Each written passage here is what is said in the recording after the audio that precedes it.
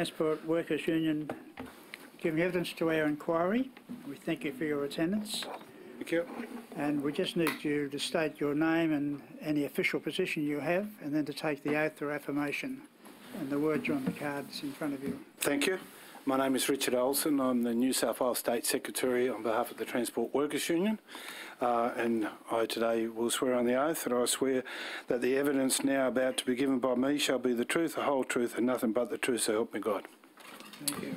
My name is Robert Rasmussen. I'm an official with the Transport Workers Union of New South Wales, and I solemnly, sincerely and truly declare and affirm that the evidence now about to be given by me shall be the truth, the whole truth, and nothing but the truth. Do either of you wish to make an opening statement? I do, thank you. Good, thank you. I would like to open by thanking the committee for allowing the Transport Workers Union of New South Wales the opportunity to appear on behalf of our members in this inquiry into the impact of the WestConnex project. The TWU, by way of background, is the largest representative of transport workers in the country.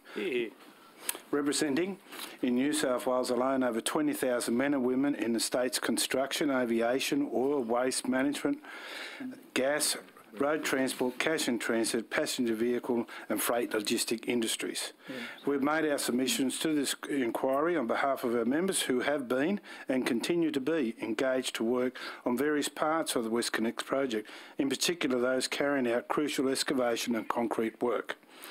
Whilst creation of 10,000 jobs, including hundreds of apprenticeships for young workers in Western Sydney, was and continued to be touted as one of the key benefits of the WestConnex project, the government has failed to ensure through its contracting decisions that those jobs which have been created by the WestConnex are either local, safe or fair jobs for the transport workers of New South Wales. Over the course of mid-2016 to now, the TWU have received many complaints from our membership regarding issues concerning in relation to the WestConnex work. These concerns broadly fall into three categories. Safety issues, including the overloading of trucks, fatigue management breaches, and the use of defective vehicles on the WestConnex sites. 2, the under and late payments of workers by WestConnex contractors, and 3, the prevalence of WestConnex contracting engaging interstate trucks to perform local work. Unfortunately, due to the nature of the work and the industry, the majority of the complaints we have received have come to us via third parties or anonymously. However, in an attempt to illustrate the nature of these road problems, we have included in our submissions a case study on Road Constructions Australia Proprietary Limited, a WestConnex excavation contractor who was guilty of underpaying workers and overloading trucks and has now gone into liquidation, leaving its workers hundreds of thousands of dollars out of pocket.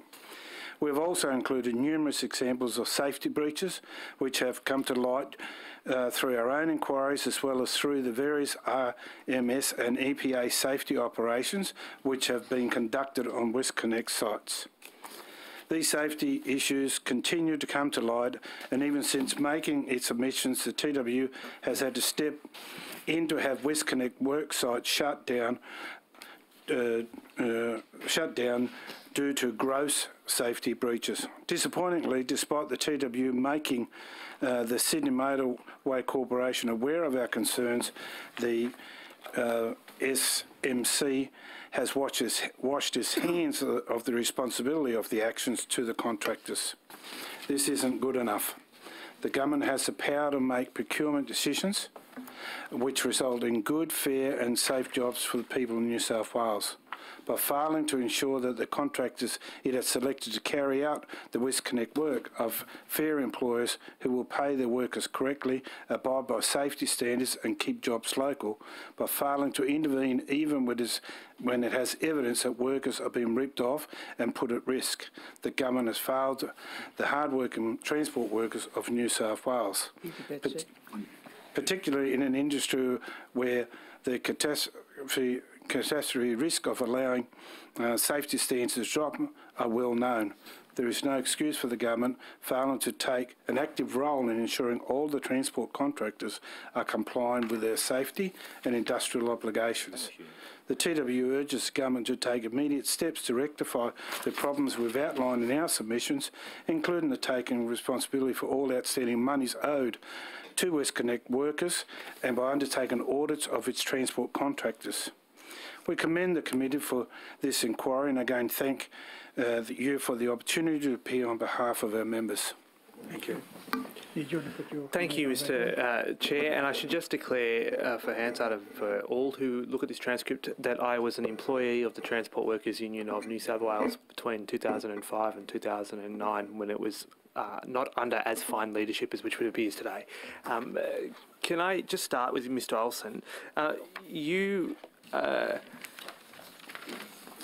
You undertook, or your union undertook, an audit of a company by the name of Road Construction Australia Proprietary Limited. That is correct. And that audit was undertaken under the powers that are available to you under both the Industrial Relations Act of New South Wales, that's correct? And the Safe Work Act, I presume? That is correct, and Yes. Fair Work, yes. And Fair Work Act as well, yes. Yes. And Road Constructions Australia, is that currently a liquid company? It's in liquidation. I believe it's virtually closed. And how many people worked for it? There was at least 40 to 50 people, and there was. And they were contractors? They were employees, and about a dozen or so independent contractors. Owner-drivers? Lorry owner-drivers, yes. Yeah, and each of those owner-drivers presumably would have had to borrow money to buy their trucks. Obviously, of Yes. course. So That's they're what they all do. indebted owner-drivers Yes. to this company in addition to 40 employees. Yes. Did they all have claims for unpaid income or entitlements? At various Unaccredited? stages throughout the years, in the first instance, we recovered some $80,000 for underpayments, but after that, they fell backwards once again, and then they failed to pay their owner-drivers. Owner-driver bills are in the tens, 20s of thousands dollars each month for work done, which was not paid. And so how much money are both classes of people claiming in total as creditors against the now company in liquidation? My understanding is near $500,000. Near $500,000 owed to $1,000, approximately 60 yes. people, 40 as employees, 20 as owner-drivers. That's correct? Yes, Yeah. that's my understanding. And do they have any reasonable prospect of recovering that money from None whatsoever. So they're all out of pocket. Yes, And have you informed the Sydney Motorway Corporation of this? we did. Yeah. And did you get a response from them? We did. And what did they say? They thanked us for our inquiries and indicated to us by way of an undated letter, and it says in part at the end, as you would appreciate, all contracts on construction sites are under the care and control of our respective contractors, and as such, your inquiry should be directed to the individual contractor involved. In other words, the Sydney Motorway Corporation did not want to know or deal with the matter. And that is the letter that you've tabled, or you present now, and we are tabling now? Yes, And that's the last paragraph of that letter? that is correct. Yeah. And since they transmitted you this correspondence, which is undated, have you heard from them any further about the status of the $500,000 that's owing to the failed contractors? None whatsoever. No. Are you aware, or do you know whether or not SMC informed the RMS of this? I'm not aware, no. Is this the first time a contractor on an RMS-controlled project has gone bankrupt? No, that happens regularly. Is it the case that a company on the Schofield Road project controlled by RMS went bankrupt 2 years ago? That is correct. And that was also left owing $1.5 million? Yes. Yeah. And is it the case that on the current Pacific Highway upgrade, that there is another class of owner-driver and employees who are equally out of pocket to the tune of about $1 million because a contractor on the Pacific Highway upgrade, the Woolgoolga bypass, has also gone bankrupt? That is well recorded, yes. So that's 3 at least in the last 2 years on RMS-controlled projects. That's correct? Yes, that's correct. And is it the result that RMS's failure to effectively meet the obligations of supply chain as a head contractor has resulted in pretty much the devastation of those businesses? Yes, we believe so. They attempted to and are successfully contracting out of their duties and responsibilities. Right. Does RMS accept any liability here? No. Are you aware? Have they, in any of those incidences, said that they're responsible for and will pick up the tab? No. No. And would all of these problems have been solved if RMS had simply insisted that a bond be paid and be put aside that could be claimed against if there were to be any disruption in the supply chain or Of like course, a contract? yes. And was the case that that effectively was a recommendation of Mr. David Crawford in his review of the construction industry, which led to the establishment of the Security of Payments Act as well? That's correct as well. Yes. That's So we're in this circumstance where a government's own report says that a bond system should apply in addition to the Security of Payments Act. RMS, as the biggest buyer of road projects in Australia, is failing to do so, and we have at least 3 incidences of corporate collapse of a contractor, which has resulted in workers losing their jobs and entitlements and owner-drivers losing their business. That's correct. That is correct, yes. Moving on. Have you ever received an explanation from RMS as to why the heavy vehicle industry is charged 3 times the toll than private registered vehicles or private registered light vehicles? No, I've not. Is it fair that your members are charged 3 times? Totally not. What about your employers? Is it fair that they are charged 3 times? No. And so, owner-drivers in general, I should say, Transport Workers Union represents owner-drivers, is this correct? That is correct. And in fact, you represent tens of thousands of them nationwide, don't you? Yes, we do. And it's fair to say that you are actually one of Australia's largest small business organisations. That's not an unfair characterisation. Absolutely, by far. Yeah. And these businesses, these owner-drivers, if a toll is put on them, can they recover that against their people for whom they do work? Not many are able to recover at all. Yeah. They're out of pocket to the tune of hundreds of dollars per week. So to the extent to which a toll is implied on a owner-driver, effectively they have to incorporate it in their cost base and finance it out of their margin. Is that what you're saying? Yes. And it results in essentially less take-home pay. Of course, obviously, yes. And also their ability to meet their debt obligations on their vehicles? Yes. Which is pretty serious. Of course, the first thing that always happens is the lack of maintenance is done on vehicles because they can't afford to do it. And that we're talking about lack of maintenance, you're talking about deferring things like tyre upgrades, brake repairs. Yep, that's all correct? Yeah. Yeah, and as a result, there is a safety link between remuneration in the heavy vehicle industry and safety practices. That's correct? Yes, it is. And so you've never received an explanation from RMS as to why you're charged 3 times? No, we've not. Would you describe it as a huge impact on your members? It's a mammoth impact. We've done studies before and surveys which show that owner-drivers can spend hundreds of dollars, if not upwards of $1,000 in any 1 week, 7-day period in driving on toll roads around Sydney. That's a lot of money for anyone, including a small business that's run by a person with a partner. Now, the argument that the RMS has mounted on Tuesday was your members would benefit significantly from time savings, which are from using the tollways as opposed to having to use general traffic.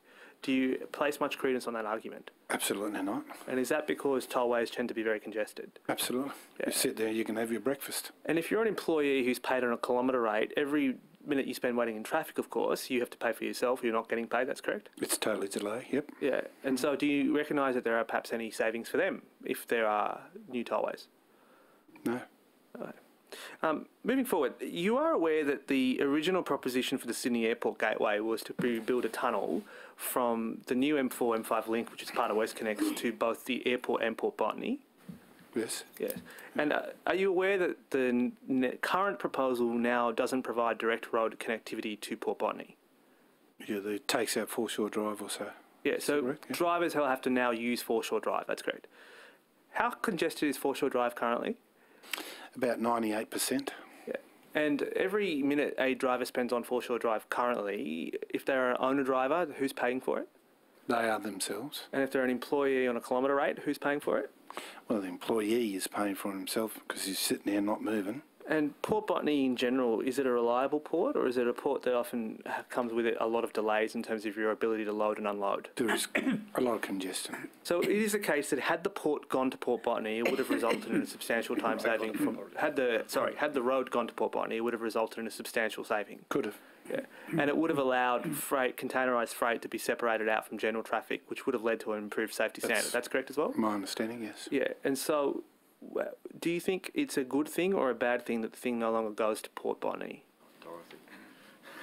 Do you think it's a positive outcome that the new airport gateway will not go to Port Botany? I don't think so. Right. Moving forward,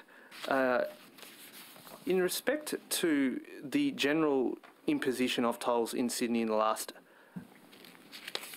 let's go 8 years. 8 long years. 8 years. It is the case 8 that, glorious years. for example, the WestConnex. Are you aware that if a heavy vehicle does not use the WestConnex, that heavy vehicle will be fined? That's my understanding. Yeah, Yes. and the WestConnex, which will obviously connect to the M7, or that's the outer orbital aspect of it. Is your view, is the levels of tolls currently applying to heavy vehicle drivers in New South Wales affordable for heavy vehicles? It's not affordable, no. Yeah. And to the extent to which improvements could be made for heavy vehicle drivers, is it the case that we should be looking at industrial relations changes to the Industrial Relations Act that would allow you to cost recover the cost of tolls from both your head contractor and other people down the chain? It's absolutely paramount even for safety as well, and also cost recovery for owner drivers, that there is a mechanism in the New South Wales Industrial Relations Act that can be taken up and they can be assured to recover the payments in which they have to make to meet the business needs. Mr. Olsen or Mr. Rasmussen, would you like to explain what changes to the Industrial Relations Act would recover, which would facilitate that change in further detail? Are we talking about changes to the contract determination system? Yes. And are you specifically... Chapter 6. Chapter 6. Yes. Mr. Rasmussen, would you like to talk more about that?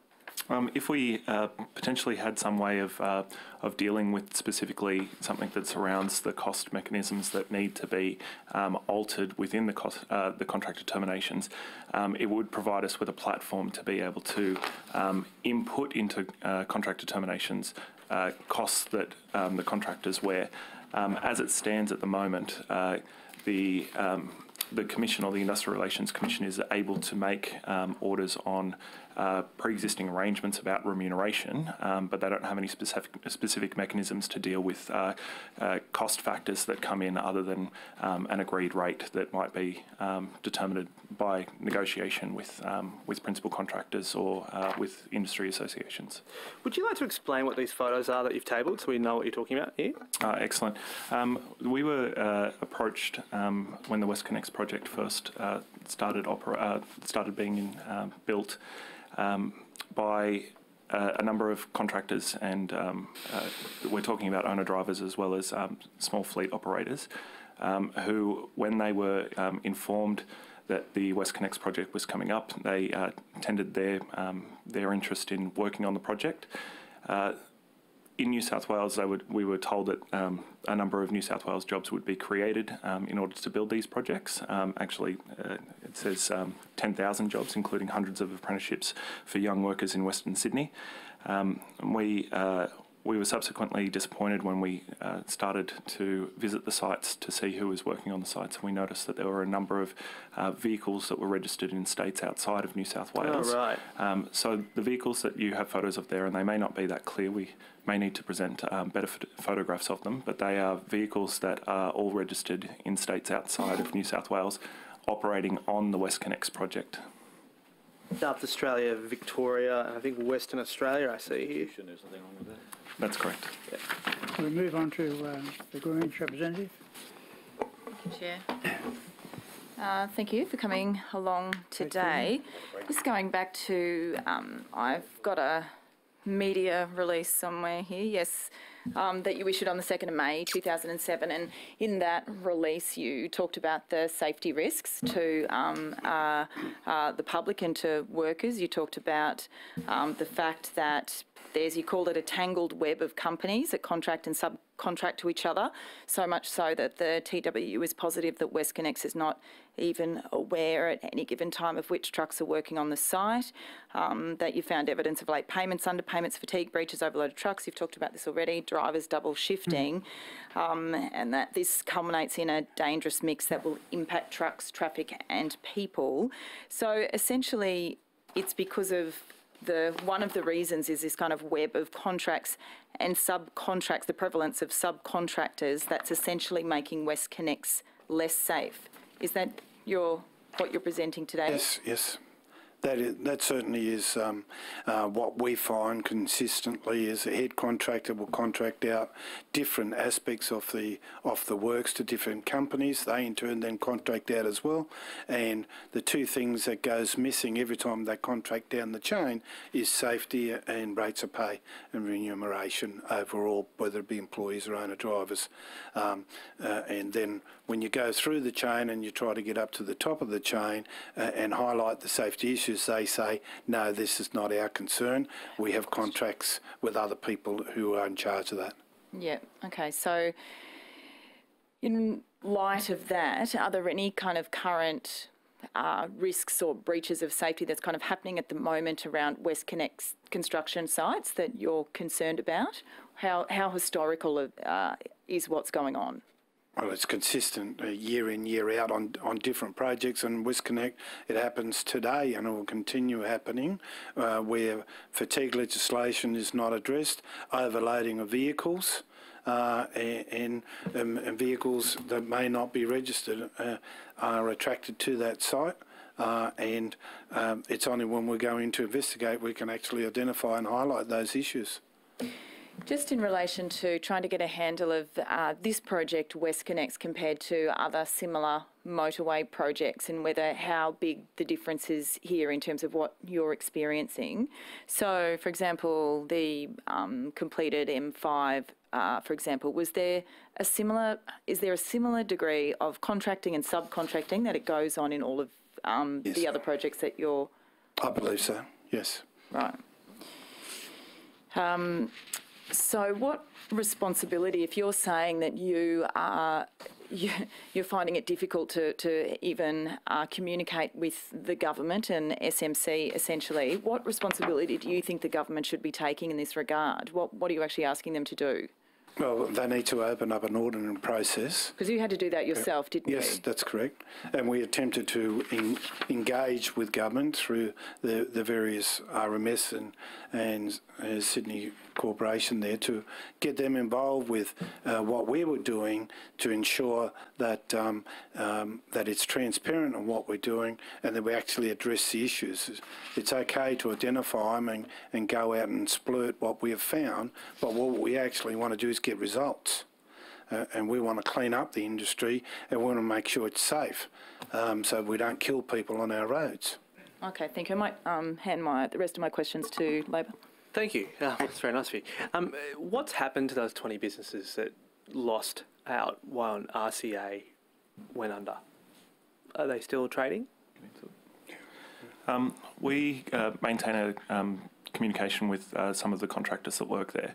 The unfortunate thing is it's pretty difficult for a person who works in the field of transport and an owner-driver in these circumstances just to simply pack up and go find another job. They still have, as you mentioned before, they still have debts that are outstanding on their trucks. So what they wind up doing is just absorbing those costs into their business somehow. They go around the corner and they start picking up work somewhere else.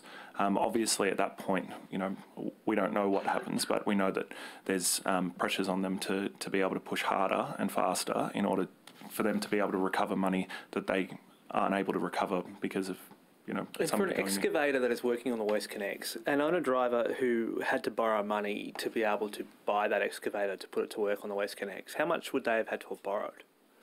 In general, how much does an excavator cost? Are we talking $500,000, a bit less? Oh.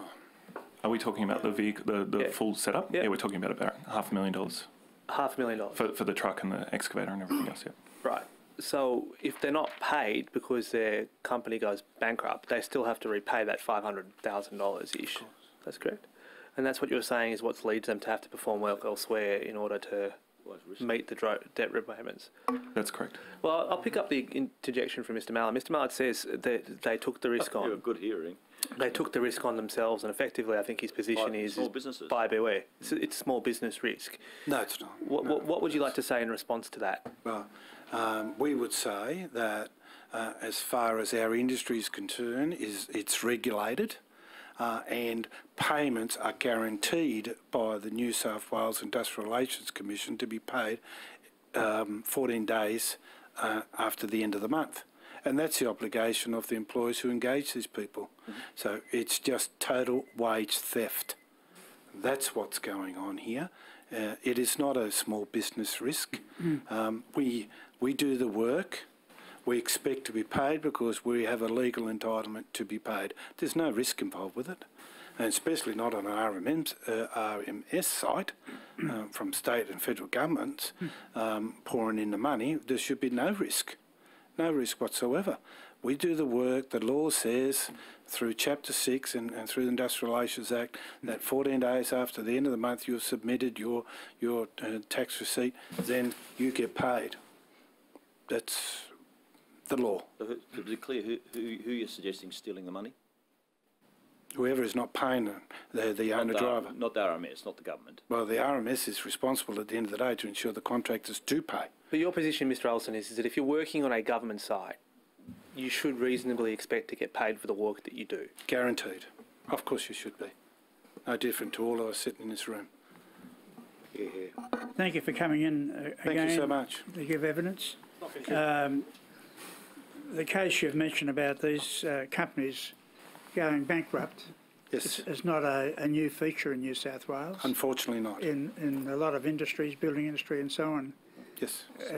Can you take any steps to identify the directors so they don't just simply go bankrupt in this company and then register another one next week under another name, which is what I think they do, They do. and keep trading? Absolutely, yes, they do, and we highlight that to new contractors when they come on sites where we can, in an attempt to ensure they don't get work. But unfortunately, it's the nature of the beast. When they come in with a cheaper price, then they'll get the work. Is there any way in which you can give that information, or hope the government could take action against these individuals? We're certainly happy to forward to any government department who will act upon it and hopefully do something about it to ensure that these people remain out of our industries and do not take up any further positions within any other company. Now, are you operating only in New South Wales or the whole of Australia? New South Wales. Only New South Wales. So obviously these trucks, the photographs you've shown us, Yes. there are drivers driving them. Yes. And do you know whether they're members of the, say, the Victorian Union, etc.? No. I don't think they were too willing to talk to us when we were taking photos of their trucks. Oh, surprise. But there must be some way in which action can be taken to identify these drivers, because Of course. then their local state union could take action against them. Yes, and at the end of the day, if we had access to the registrar on the sites, so we know who's in what vehicle, that can lead to a lot of safety improvements in our industry as well.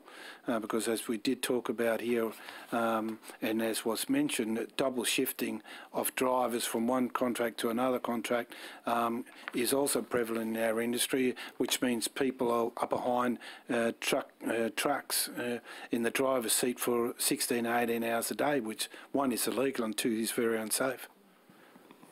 I don't think it's applicable to members of your union, but there have been reports of some of the drivers being ill-trained, not able to handle the heavy vehicle, involved in accidents.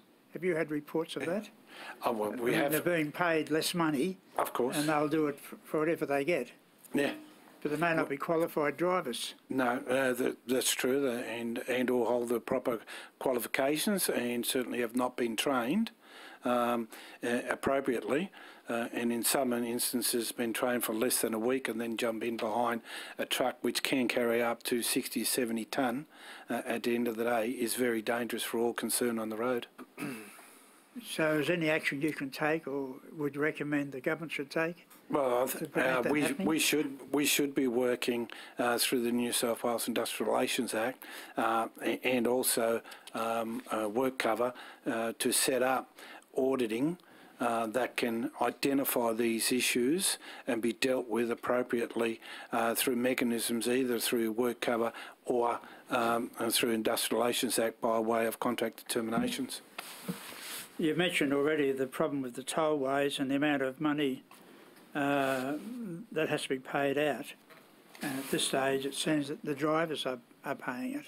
the small business people most certainly are painted. They have no way of recovering off the principles in which they work for, and we think it's appropriate for us to put to government and to companies and employer organisations that are contract termination dealing with that specific issue of cost recovery is put into a contract termination through the New South Wales Industrial Relations Act. So is any hope of that happening? We're hopeful, and we're making contact with the relevant parties to gauge their reaction on how we could go forward on that matter. There's a slight reluctance, if I can say, that their unwillingness by the employers, but we'll keep working with them and talking to them and see if we can't get something before the Commission before Christmas. And we'd be happy for you to send, after this inquiry, some recommendations on any changes to legislation that we could recommend in our report. I thank you for that opportunity. Yep, we will. That might get a more rapid response, hopefully. Thank you. Such as that the tollway provides an exemption for those drivers. I'd support that. Oh, fine, yep. And the second one would be to have a refund system where they're refunded the tolls by the employer or even by the tollway people. That's just a few suggestions Thank you. that could take place. Okay. You also expressed concern that the rates of payment are not being correct. That is correct, yes. But there are Transport Department inspectors, aren't they? Are they involved with these drivers? I think there are only very few on the ground, and they don't tend to go in and investigate, i.e. the small business, as we talk about, the owner-drivers in particular. As you be aware that it is on in New South Wales has contract termination and the lawful payments and legal payments to be made to small business operators in this field through Chapter 6. So there's not much investigation being done by those inspectors in this space. Oh, good. That's another area we could look at, recommending greater involvement then by the government inspectors. So we'll move on to the government. Thanks very much, Chair. Thanks for coming on, Mr Olsen. Thank you. Mr Olsen, would it be fair to say that the TW supports the construction of WestConnex? Overall, yes. And would the TW also support the construction of NorthConnex? Anything that makes it easy to get around town, you would think that yes, but whether whether it achieves those objectives or not, it's another matter. And the stage 1 of the M6 South, the TW would support that as a way of easing congestion on the Princes Highway? Yes. Okay, no, that's fine. There's no trick questions out. No. It may be good for you. I'm just trying to work out in Sydney where we're at when you go. Okay. Here, there and where. It's just that one of the arguments which is raised is that we're spending too much on roads. And indeed, the Rail, Tram and Bus Union in its submission to the Productivity Commission basically said that you guys are getting a free ride from taxpayers and from government, and that you're getting an undeserved benefit and more money should be spent on rail, especially in rail in relation to freight. Do you have any views on their assessment? Well, I would have think that if I was them, I would be putting the same submissions forward, I guess. But they're a little nastier about you than you are. Oh, well, so be it. We'll keep that in-house and I'll take that up with them later. But it's fair to say the simple fact is that the majority of freight is now done via trucking, yes, because it offers, it's cheaper and it's more convenient. Yep. Is that not correct? My overall, yes, that's my understanding as well. Okay, and even with the development of the dual rail line to Port Botany, the majority is still going to be done via trucking. My understanding is yes. Okay, so on that basis, if we accept that that is likely to be the economic situation, surely it's good that we take advantage of whatever we can to improve the existing traffic situation in Sydney in particular, so you don't get bottlenecking on above ground roads? Yes. Okay. We want to put it onto rail. It's a bipartisan commitment to move rail, freight movement onto rail. We both agreed on that for 20 Okay. We agree with that. Speak up for Hansard, I think. I can, I just don't want to take your time. Now, just in relation to the RCA matter, Yes. has Fair Trading contacted any of those drivers or creditors in relation to providing information to them to try and seek redress? We would have to take that on notice. That's okay. and No, we're unsure. I don't know. of It's the just answer to that because I would have question. thought Fair Trading is the key agency which should have contacted those people in relation to recovery of outstanding amounts. Anyway, just if you could take it on notice, that would be great. B2B contract. You need to speak up, Mr. Mookie. The Hansard can't hear you. It's B2B. Fair trading doesn't have jurisdiction. In the just in relation to the 3-to-1 ratio for tolling for heavy vehicles, in the previous inquiry into tolling, which I think the TWU also attended, I'm That's pretty correct. sure they did. There was information provided by Transurban, which gave international studies which indicated that there was a comparatively greater degradation of road structure occasioned by trucks, and that there was a requirement in the initial building of those roads to have, if you like, a greater capacity to carry loads, and that was the reason that it necessitated a higher cost for travel. Did you look at that information, and do you accept it? I'm not aware of that information. Okay, that's no. fine. That's fine. Can you get a copy of That that? I don't know. can't that find it basically in does me. If anyone else wants to. 310. I can take your time. Mr. Fang? Thank you, Mr. Chair. Do you support Labor's proposed cashback scheme on the widened section of the M4? Well, yes, I do. I don't think that extends to small business people, though. No, just in general. Yeah. You'd support the plan. Okay. Do you know what the toll will be under a cashback arrangement? No, I don't. Well, the toll will actually remain in place and will be borne by the taxpayer. Do you accept then that in order to fund that scheme, Labor will have to pull money out of education and health? Do you think it's fair that Nepean Hospital should have to pay for Labor's cashback scheme? Guidance, please. I think he's trying hard, but You could try with the microphone, though. It might make things easier. No, let the witness answer the questions, thank you. No, I don't accept that, but I would take it on notice and provide a more thorough response to that.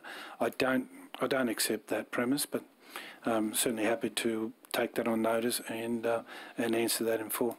Okay, I know you don't represent them, but do you think it's fair that Labor's cashback scheme should come at the expense of nurses and teachers?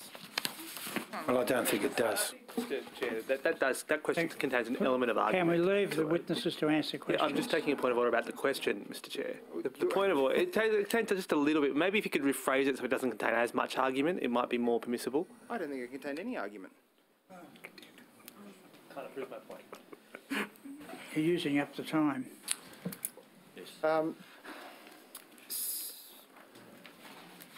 How many audits has the office made of the WestConnex project? 0 Zero. audits of the WestConnex project. Yes. Well, what I think what he means is that how many times have you been out to WestConnex to actually look at the situation on the ground in relation to safety conditions and non-New South Wales drivers?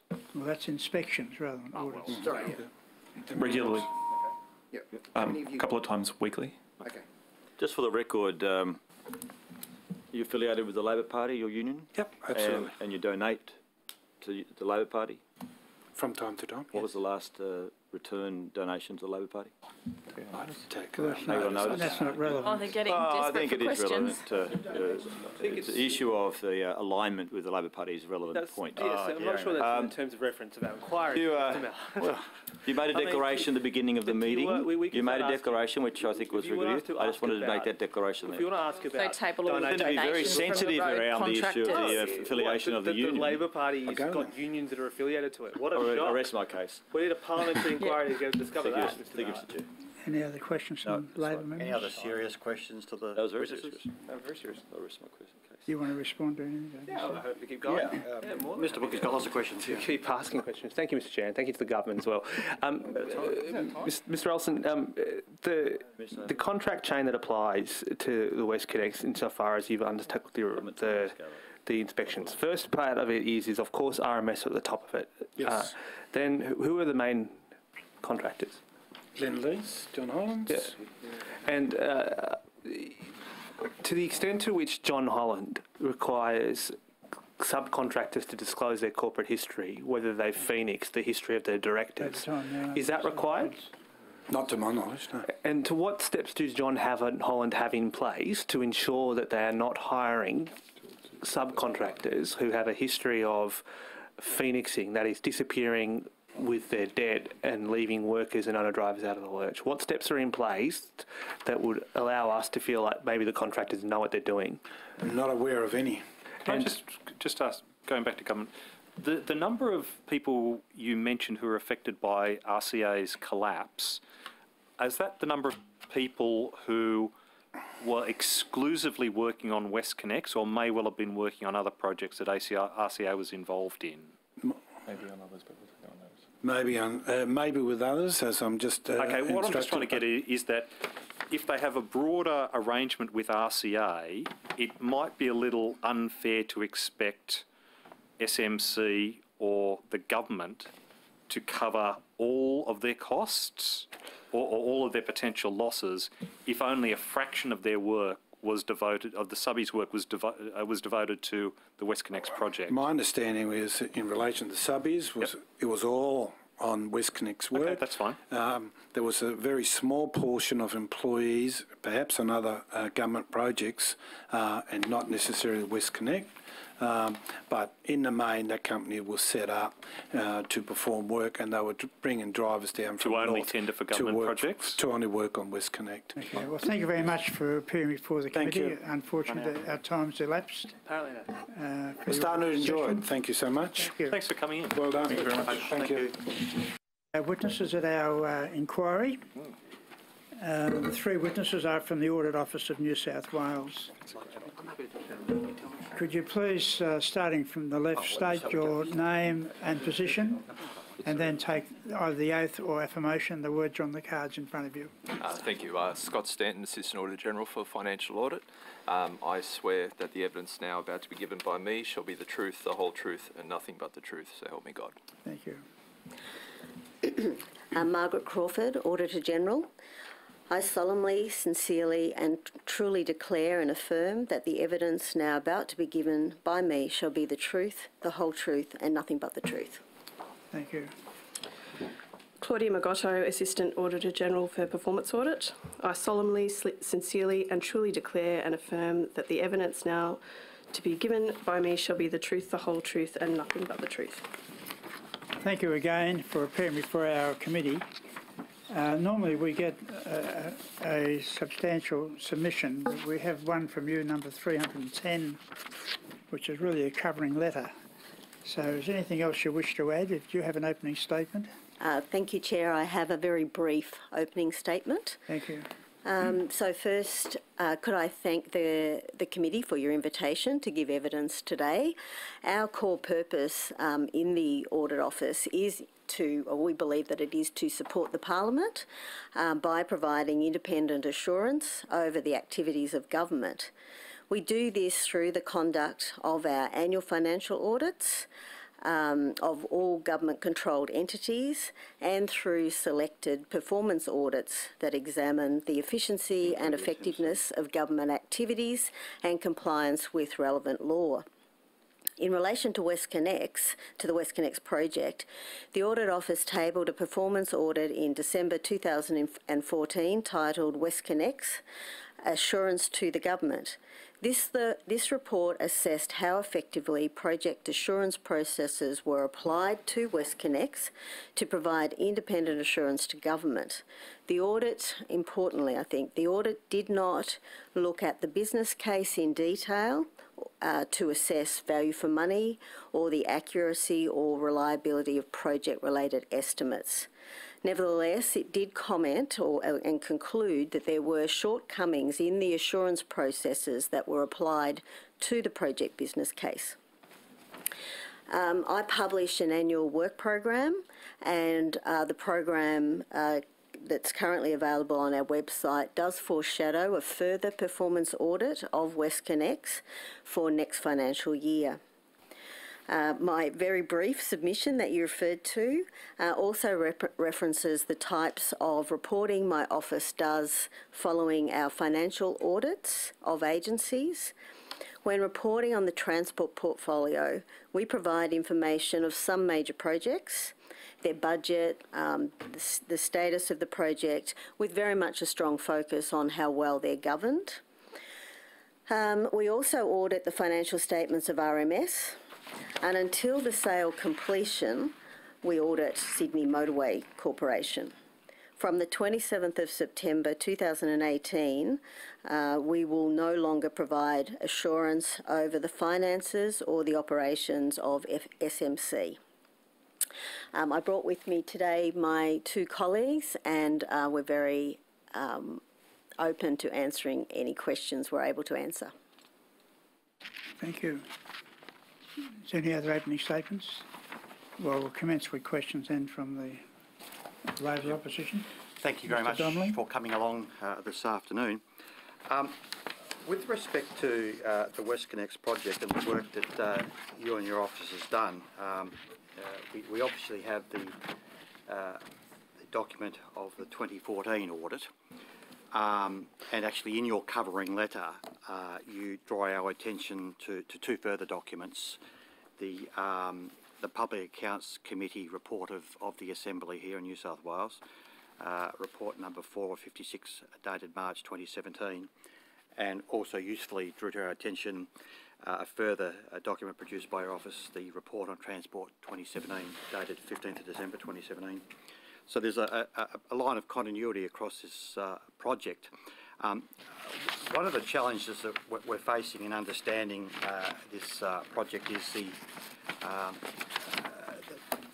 the parts and how it fits together coherently, and specifically I want to talk about the airport gateway and how that fits in terms of the way in which the Audit Office has examined it as part of the project commencing back in 2014 and over time. So I'm wondering if you could comment on that. So at the time of the performance audit, or the conduct of that performance audit prior to tabling in December 2014, yes, the Gateway project was part of the total WestConnex project. And so although our audit, as I said, didn't go into the details of the business case, it was more looking at the assurance process that covered that. At that time, Gateway was included. Can I just interrupt there? You say that with clarity and certainty. Why do you say that with clarity and certainty, that the Gateway project was clearly part of the WestConnex project? Can you help me with that? Or? I mean to put you on the spot, but yeah, you make the statement, and this is a matter of contestation in this inquiry. Well, there was an amount of 800,000, 800 million. Sorry, that's all right. It's a little. Auditor. Yeah, exactly. So my apologies. Just a few zeros. Provided as part of the allocation at that point, yes, for that project. Yes. Okay. That, you know, I'm conscious that subsequent to that, in our financial audits, that project has been separated, but the status of it, you know, we don't really have a comment. We really haven't audited how that came about, or those arrangements. What I'm trying to, I guess, get at is that we've got obviously a period of time that we can trace over. We've got obviously a starting point and an accounting for an amount of money for the Gateway project, the Airport Gateway project. But then we're then finding it being contested by the government that in fact the Sydney Gateway project is part of WestConnex. This is what we're trying to grapple with. In terms of the Audit Office, have you received any formal communication by the government about the standing of the Sydney Gateway project as being part of or not part of the WestConnex project? Has the government come to you and said, well, listen, this is the matter that you're looking at. There's obviously the work done in 2014, the work done last year, obviously the Legislative Assembly Public Accounts report. Any formal communication? Not to my knowledge, but I'm happy to take that on notice and look further just to check on that, but not to my knowledge. Okay. Ms Crawford, firstly, a long-time reader of your work and a first-time questioner, so nice to meet you. Secondly, just in respect Remember, to... she looks at your entitlements, so be kind. That's true. Just to... Following up from the questions that Mr Donnelly just asked, you prepared financial statements on the 15th of December 2017, and you said the project budget was increased to $15.4 billion in May and a further increase of $1.4 billion in October 15 due to change of scope of work. When you prepared the financial statements on the 15th of December 2017, did you prepare those statements knowing, well, assuming that Gateway was in the project or out of the project? So I think what you're referring to is our report to Parliament on that references projects as part of the transport cluster. Yes. And so that's a good start. So then in terms of the detail of that, Scott, are you able to help?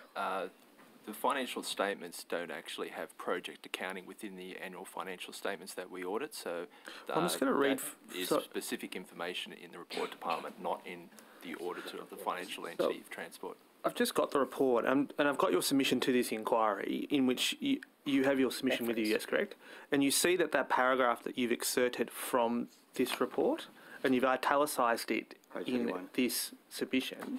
I'm asking, when you prepared that paragraph, which you published in that report to Parliament, as you've just described, was that paragraph prepared assuming that the gateway was in or out? What was the status of the gateway when you provided the advice to Parliament that said the project budget was increased to $15.4 billion in May 2015 and a further increase of $1.4 billion in October 15 due to changes to the scope of work?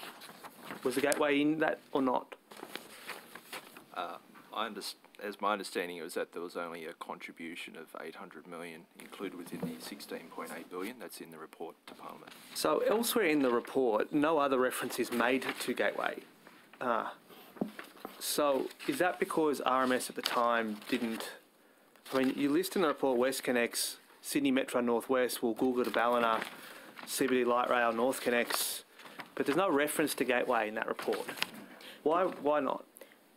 Well, that report is a compilation of all the matters that we consider doing across the transport cluster.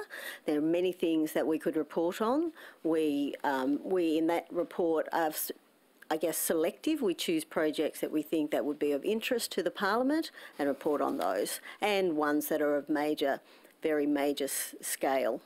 When were you first told that Gateway wasn't a part of WestConnex? I'd have to take that on notice. I don't believe that I have been told that, so I will take that on notice. No. And could I just go back to my starting point? That matter would be something that we would consider as part of a performance audit, and we have not done a performance audit of WestConnex since the 2014 report. At that stage, it was part, and we have not subsequently looked at that. I'm not suggesting that, of course, there's any failure of the audit office here, but to this date, the audit office has not been told that Gateway is not in. I've taken that on notice now several times because I'd need to check. Thanks. Check your correspondence. Just following on, you say that you no longer will be providing assurance to the Sydney Motorway Corporation, and of course you would expect that they're now going to be audited under the Corporations Act as they're a registered corporation. Are you going to be taking do you have power to audit the Roads Retained Interest Proprietary Limited? We do. And are you contemplating, are you the actual auditor appointed under the Corporations Act or the Public Finance Act? Under the Public Finance and Audit Act. Right. But that includes, there are a range of, I suppose, company status organisations that we audit, including under the Corporations Act, but we're doing that audit as a controlled entity, a government-controlled entity under the Public Finance and Audit Act. Have you simultaneously been appointed under the Corporations Act as their auditor? I'm not sure.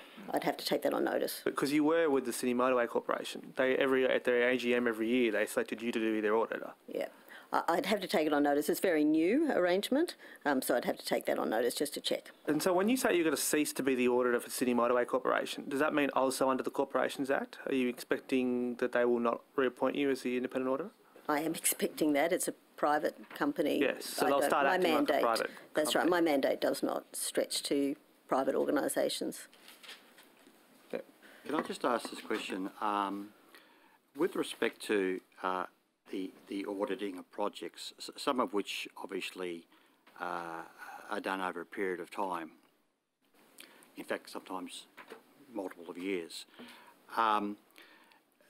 if the budget, if the scope of works increases, it wouldn't be a surprise that the budget for the project may increase. Is that a fair comment to make? That you've observed this in your role as the Auditor General? Again, I wouldn't make a general observation. I would only comment in relation to audits I've conducted. Right. And in audits I've conducted, there have been changes to provisions for, the financing or financial arrangements for projects.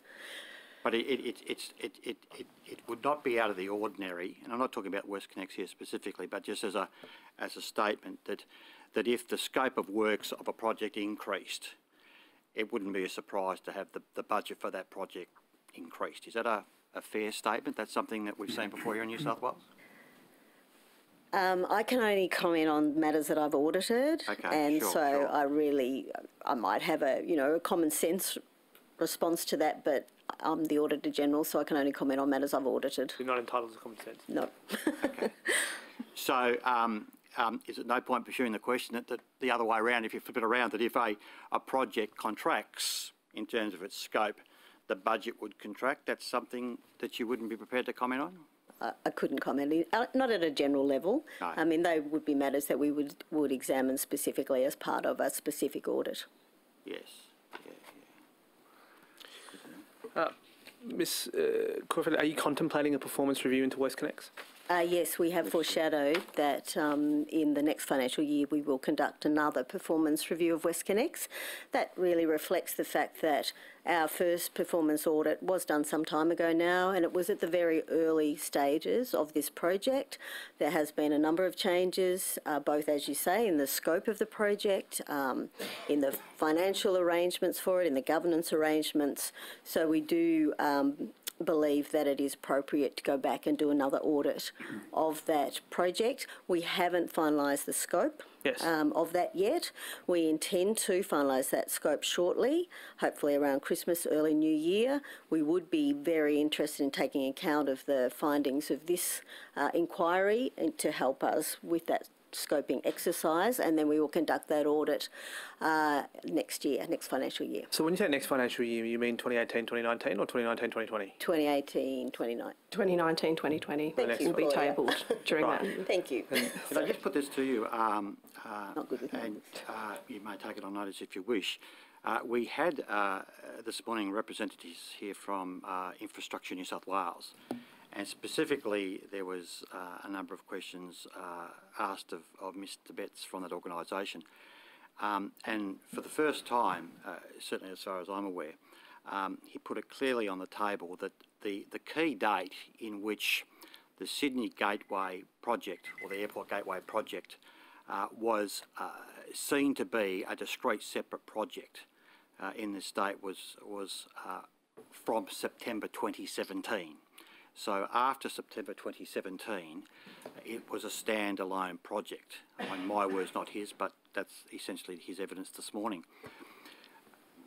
The effect of that would be, would it not, that in terms of an audit that you'll do, a performance audit that you will do, the one that's just been referred to, I mean, by definition, if a statement like that is made, and has been made today, where you've got such a specific date provided, that in terms of an audit of WestConnex that you're about to do, or will do in due course, that obviously that's going to clearly exclude the Airport Gateway project, isn't it? I mean, if this is what's being put by Infrastructure New South Wales, which is a different position from where we were when the project started, this will be excised from your consideration, won't it? You obviously won't be looking at the Airport Gateway project, will you?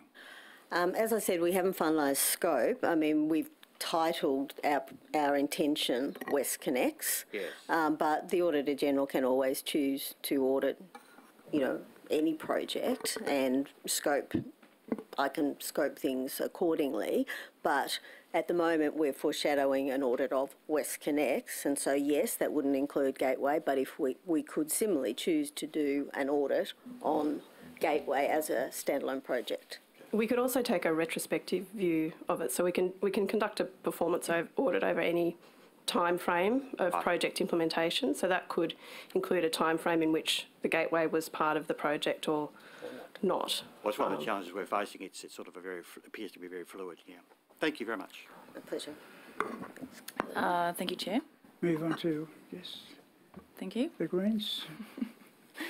Actually, I'll just follow on from that question, if I may. So what that could mean, therefore, if the original, well, whatever we saw in relation to a business case and cost-benefit ratio, part of, I understand you didn't audit it, but in this future audit, you could have a look at that when the Sydney Gateway was part of it, and then look at what the cost-benefit ratio is without now the Sydney Gateway. Is that correct? I have asked a number of government members this, or members of the public service, I should say, and I think RMS indicated that nothing would change in relation to the cost-benefit ratio as a result of Sydney Gateway not being a part of it anymore. Yeah. Again, it would depend on the scope of the audit, and we haven't finalised that at this point. So I really don't think I could answer your question.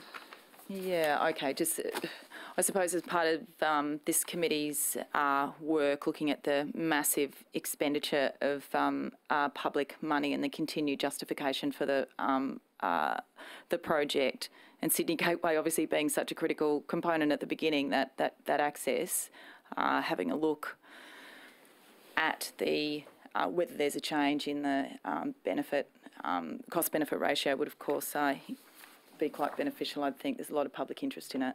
As I said earlier, we'll be very interested in the outcomes of this inquiry and certainly take on board the areas that you are particularly interested in framing our scope of this next audit. Okay, excellent.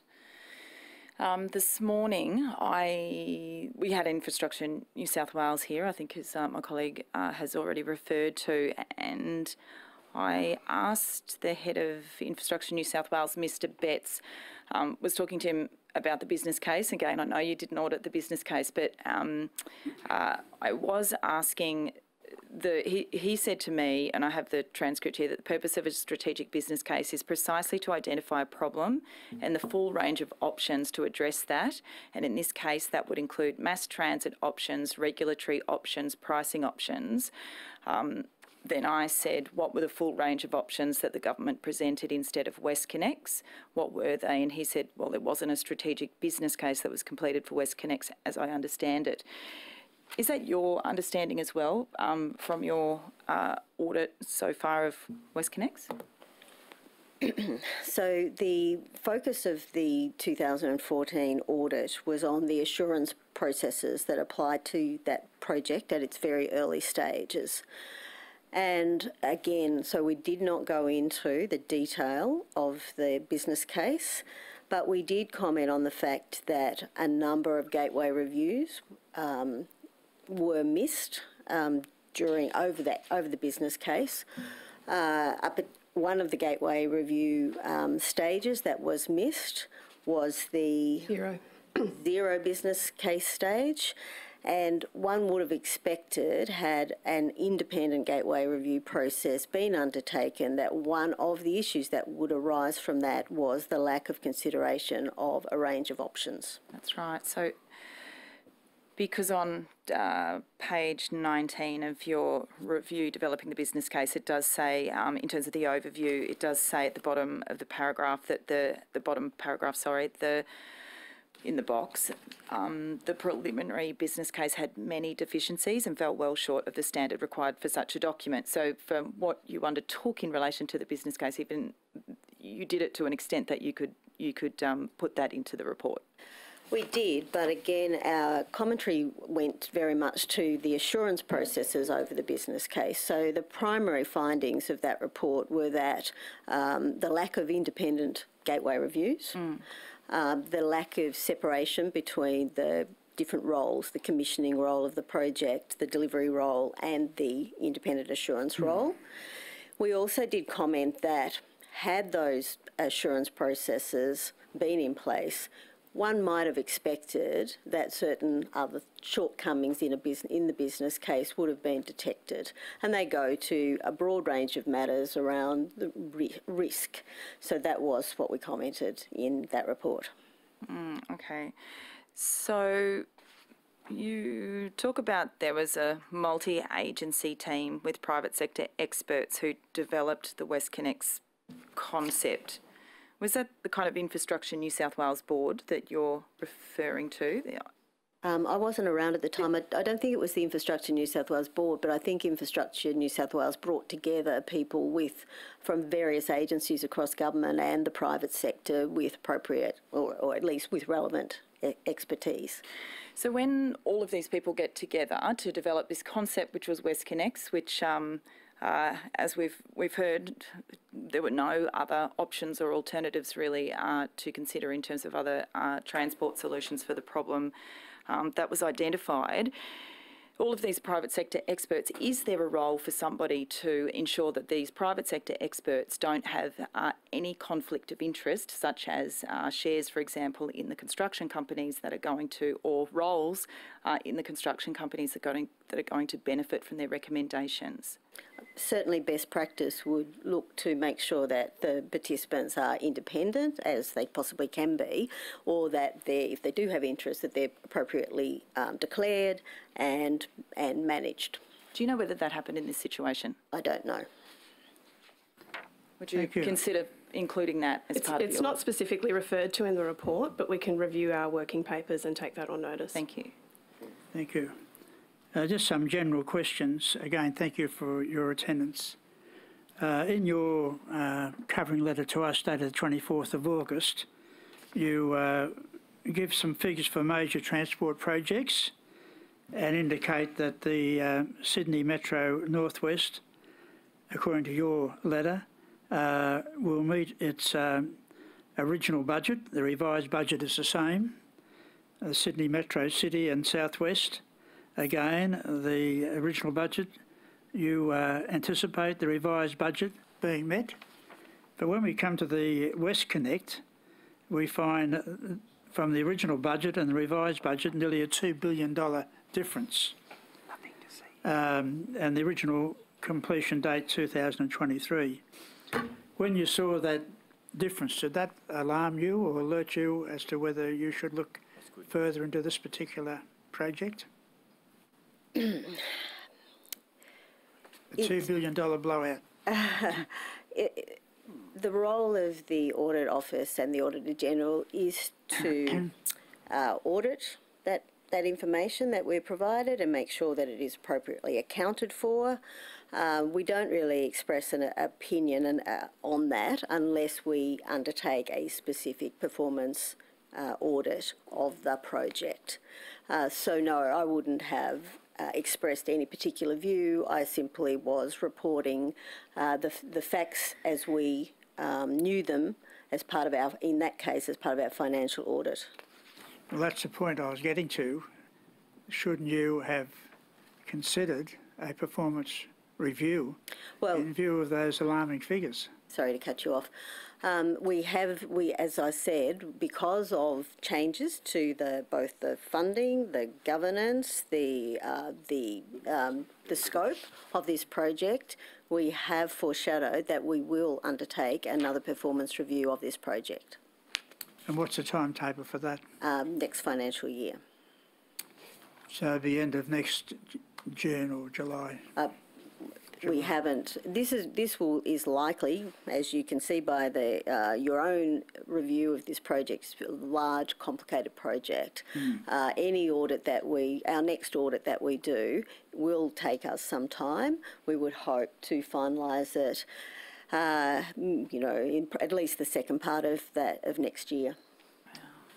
But it could be to the end of next year. It could be. I can't say at this point, but it will be. I imagine it will be a very complex audit. Not before March next year. You'll get off the hook, you guys over there. Bring it on. Well, the point that the members are making, of course, it's after the next state election. Really?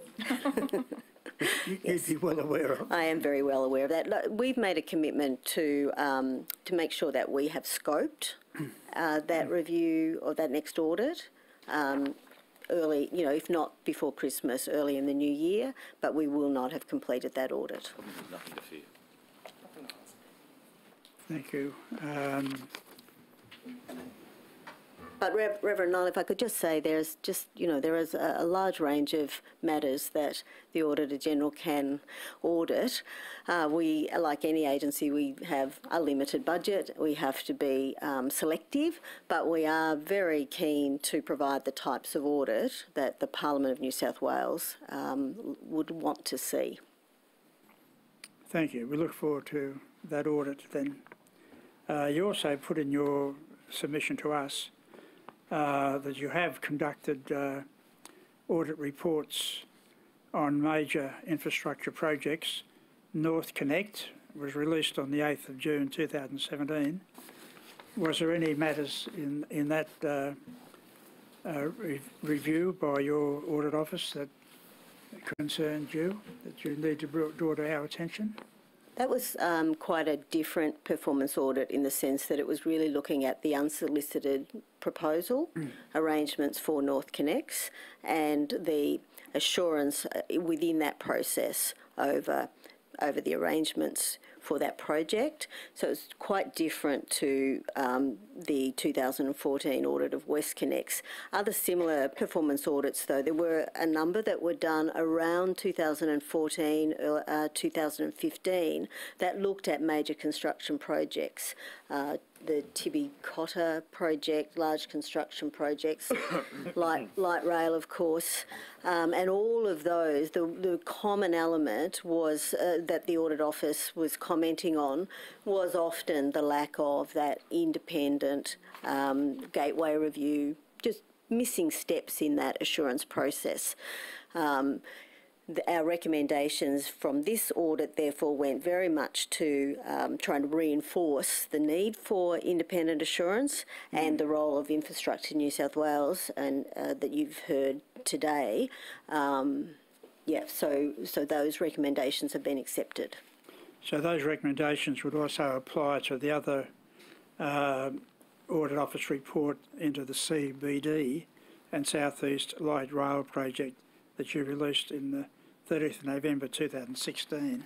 Yes, there were. So were they your similar observations? There were other observations on that project, but there were similarities in that, again, a number of stages in the gateway review process had been missed for the light rail project.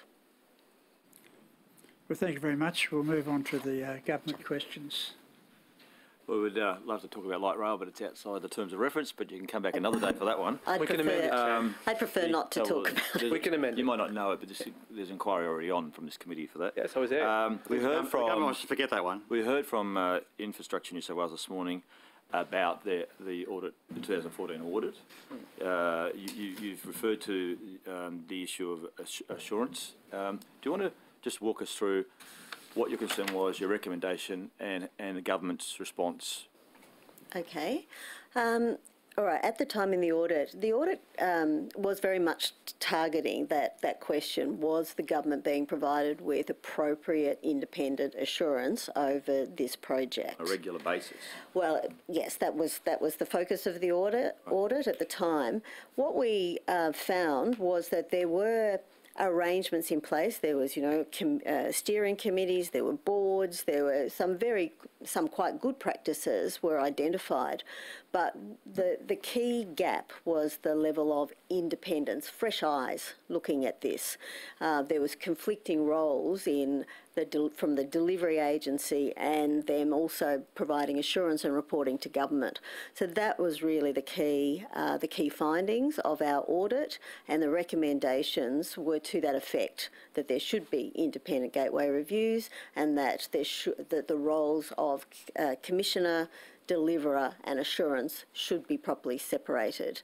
Those recommendations were broadly accepted by the agencies involved in the audit, and then the Parliamentary Accounts Committee 12 months later reviewed that audit and the responses from the agencies, and the Public Accounts Committee found that, accepted that the agencies had, according to their representations, had implemented those recommendations. So we heard this morning, I think it was 36 assurance reviews that occurred. The Cabinet in confidence, they go to the Cabinet on I think we were told a monthly basis or thereabouts. That satisfies you that that assurance process is robust? So we haven't, since that time, we haven't specifically audited the infrastructure investment assurance framework. So I can't comment specifically in answer to your question. That said, whenever we conduct an audit of an infrastructure project, we do look to make sure that the agencies leading those projects are applying that framework. We heard earlier in evidence just before you came to speak from the Transport Workers Union of allegations around payments not going through to subcontractors and so forth. Is that an area that you'd look at in audit?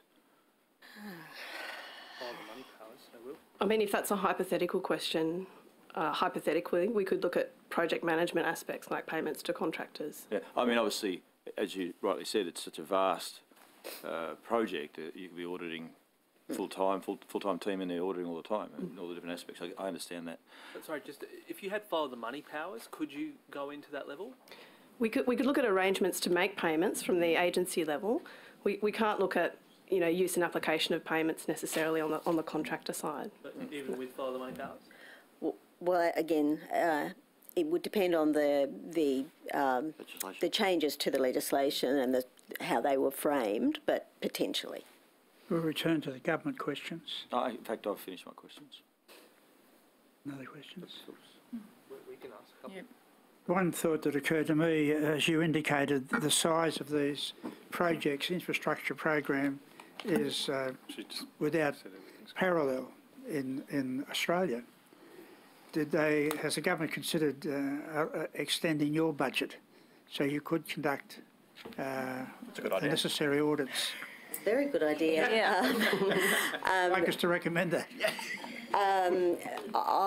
As I said earlier, my role is to provide the audits that the Parliament would like to see. So if the Parliament would like to see more performance auditing, I'm sure we'd be happy to oblige. I'm sure auditing infrastructure is a new thing for you. Sorry, just got a stack of money to audit WestConnex a bit sooner if we go. If you were given additional resources. 7 minutes.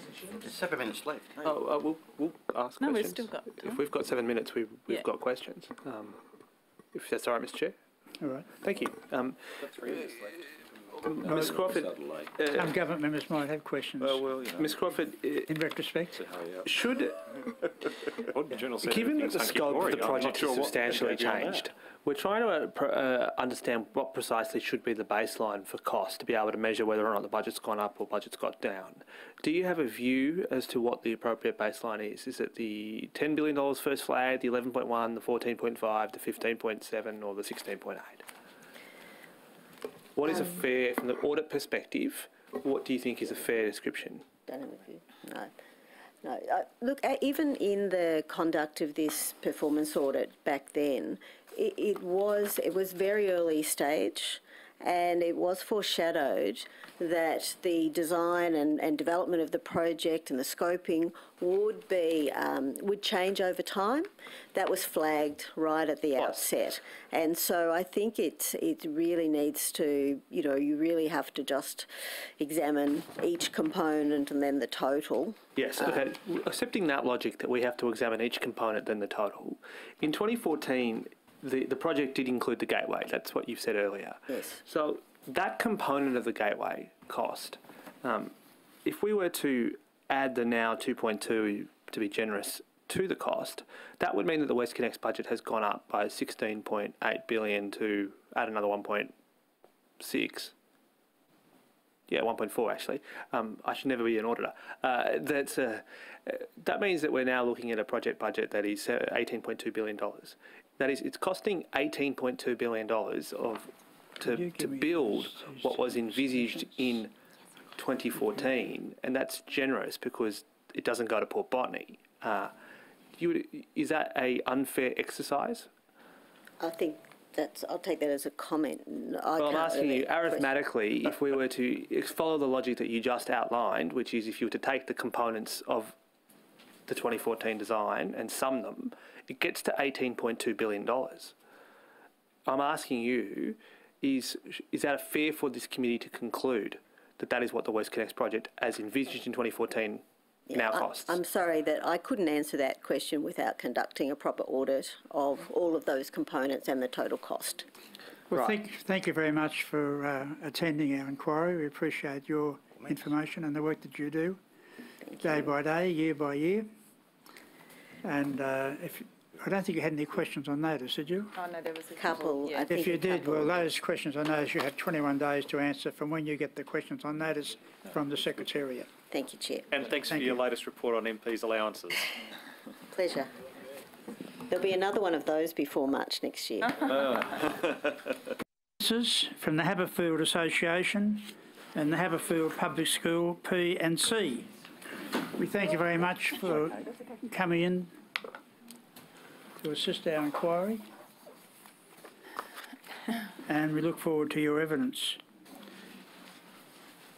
And just a reminder, in view of some of the other hearings we've had already, I remind everyone that no matter what they think about what is said, people in the audience need to listen to the debate quietly. We have Hansard recorders here are recording all the statements by the witnesses, and if there is noise, it makes it difficult for the Hansard to record accurately what's being said. And we want to have accurate transcripts. If there's something that you do not agree with, then you need to just listen. Keep conversations between each other as quiet as possible, no audible conversations. Photographs and filming are not permitted, apart from the media photographers who have been authorised to do so. In other words, they've asked for permission and they've been granted it. No signs or other props are to be utilised during the debate. Now, could each witness, starting from my left, please state their name and any position that you have, and swear then either an oath or affirmation. The words are on the card in front of you. My name's Cynthia Moore. I'm from the Haberfield Association. I solemnly, sincerely and truly declare and affirm that the evidence now about to be given by me shall be the truth, the whole truth and nothing but the truth. Do you have any position in the association? No, I'm a member. Thank you. My name is Malachi Ward. I'm the WestConnex liaison officer with the Haberfield Association. And I solemnly, sincerely and truly declare and affirm that the evidence... I'm sorry. That the evidence now about to be given by me shall be the truth, the whole truth, and nothing but the truth. Thank you. My name is Cheryl Nixon. I am a member of the Haberfield Public School P&C Association and the head of our WestConnex subcommittee. I solemnly, sincerely and truly declare and affirm that the evidence now about to be given by me shall be the truth, the whole truth and nothing but the truth. Thank you. My name's Rachel Britliff. I'm a member of the Haberfield P&C Association, and I solemnly, sincerely and truly declare and affirm that the evidence now about to be given by me shall be the truth, the whole truth, and nothing but the truth. Do you have a representative who would like to make an opening statement? Yes, I would. Thank you.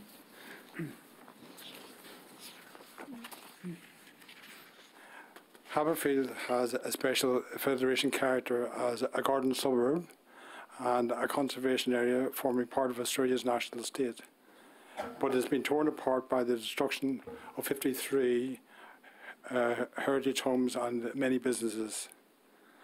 Haberfield residents are being impacted by dust, vibration, noise, stress, loss of sleep, health problems, the loss of heritage vegetation and recreation space, and the traffic congestion caused by hundreds of trucks a day travelling through the neighbourhood. Many residents will experience these impacts for 4 or more years, and some permanently. Of the 3 primary schools in Haberfield, the one on Bland Street is affected by construction work and is just 2 blocks away from the unfiltered exhaust stacks. Another, in Warrator Street, is a few hundred metres from the tunnel portals. The Haberfield Association has become increasingly concerned about air quality. Of special concern is the high level of pollutions detected by the recently installed monitoring station at Haberfield Public School, where the levels often exceed national standards. There are many big issues with the whole infrastructure project, but our submission is focused on just a few of those which impact residents. The scale and massive impacts of the construction on the residential amenity and fragile heritage of the suburb could not have been predicted or foreseen by residents. With the M4 M5 link, or Stage 3, Haberfield will continue to be affected until at least 2023, but the longer-term impacts on air quality can only be estimated. Despite the spin from representatives of the Sydney Motorway Corporation, without filtration on the exhaust stacks, clearly air quality will deteriorate further, and we will suffer an increase in dangerous pollutants in the suburb and its surrounds. It is intolerable that Haberfield and Ashfield residents will be exposed to a further 5 years of the atrocious impacts of WestConnex due to the M4 and 5 link, and the increased traffic in our local streets due to the rat running of motorists trying to avoid the congestion of traffic exiting from WestConnex. Thank you. Yes. May I also make a statement? Thank you. Thank you for inviting us to give evidence today. Rachel and I represent the families of about 650 students at Haberfield Public School who live mainly in Haberfield and across Parramatta Road in Ashfield. As you've heard, the WestConnex development is taking a terrible toll on our community. What I especially want to convey today is that our parents believe that it's also putting our children's health and safety at risk in numerous and unacceptable ways. We believe the state government and the various agencies and companies responsible for this project have not given due consideration to the fact it's occurring on the doorstep of our primary school. The project brings hundreds, soon to be over 1,000 extra cars and trucks to our streets every day, many of them right past the school or along the main pedestrian routes used by students. Parents are worried about allowing their children to walk to school alone after near misses between pedestrians and trucks at construction site driveways and poor management of footpath and road closures. Our school crossing remains without a crossing guard despite years of requests, and we fear that rat running through our streets will worsen when the M4 East stage is open in just a few months, endangering our children further. Air quality records from the monitoring station on the school grounds show alarmingly high levels of dangerous particulate matter, Our submission given to you raises the experience of our community on April 9 this year, when dust from the construction site swept across the school grounds. If I could, I'd like to table a document that shows the spike in particulate matter 10 levels just after 3 p.m, school pickup time on that day. And it illustrates two things: the effect of construction on local air quality, which has significant impacts on residents' health, as my colleague Rachel can speak to from personal experience. And it also illustrates the immense efforts that community members must go to monitor the impacts of WestConnex. If we were not at our computers that day taking screenshots at the time, this data would no longer exist on the public record. As you've heard, from next year, the toxic pollution from the unfiltered ventilation stack just a few hundred metres from the school will be added to this mix. There are many other impacts on our community, damaging our families' health and well-being, quality of life and connection. Over the best part of a decade, from the release of first plans and acquisition notices to the opening day of Stage 3, more than 1,200 students at Haberfield Public School will be affected by this development. The project and the processes behind it have left us feeling disempowered and demoralised. We feel betrayed by our political representatives, who we believe have failed to put the health and safety of our children first. Thank you. Thank you. Any other statements?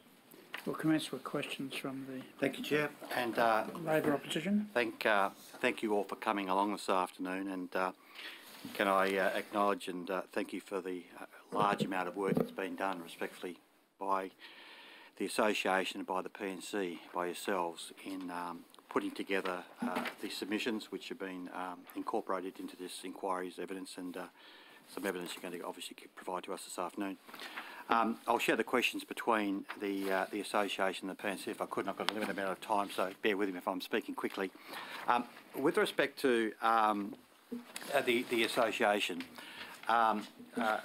Mr. Ward, you made the point that there's still some years ahead for the residents of Haberfield in terms of the impact of the WestConnex project. In your submission, you reflect on a number of shortcomings that you've seen in the way in which the project has been developed and implemented. What would the association say are the key priorities that should be focused on right now, looking into the future, that need to be immediately attended to try and mitigate the effect of these matters that you've drawn to our attention? Well, there hasn't been adequate consultation with residents. What they call consultation is essentially you go along to an information session, and they tell you what they're going to do. Right. You might raise objections, they ignore them.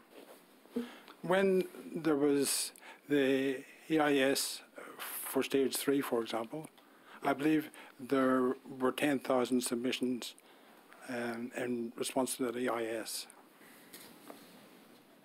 Obviously, there was some heed taken to some of them, but we found it hard to believe that all those 10,000 submissions were taken into consideration.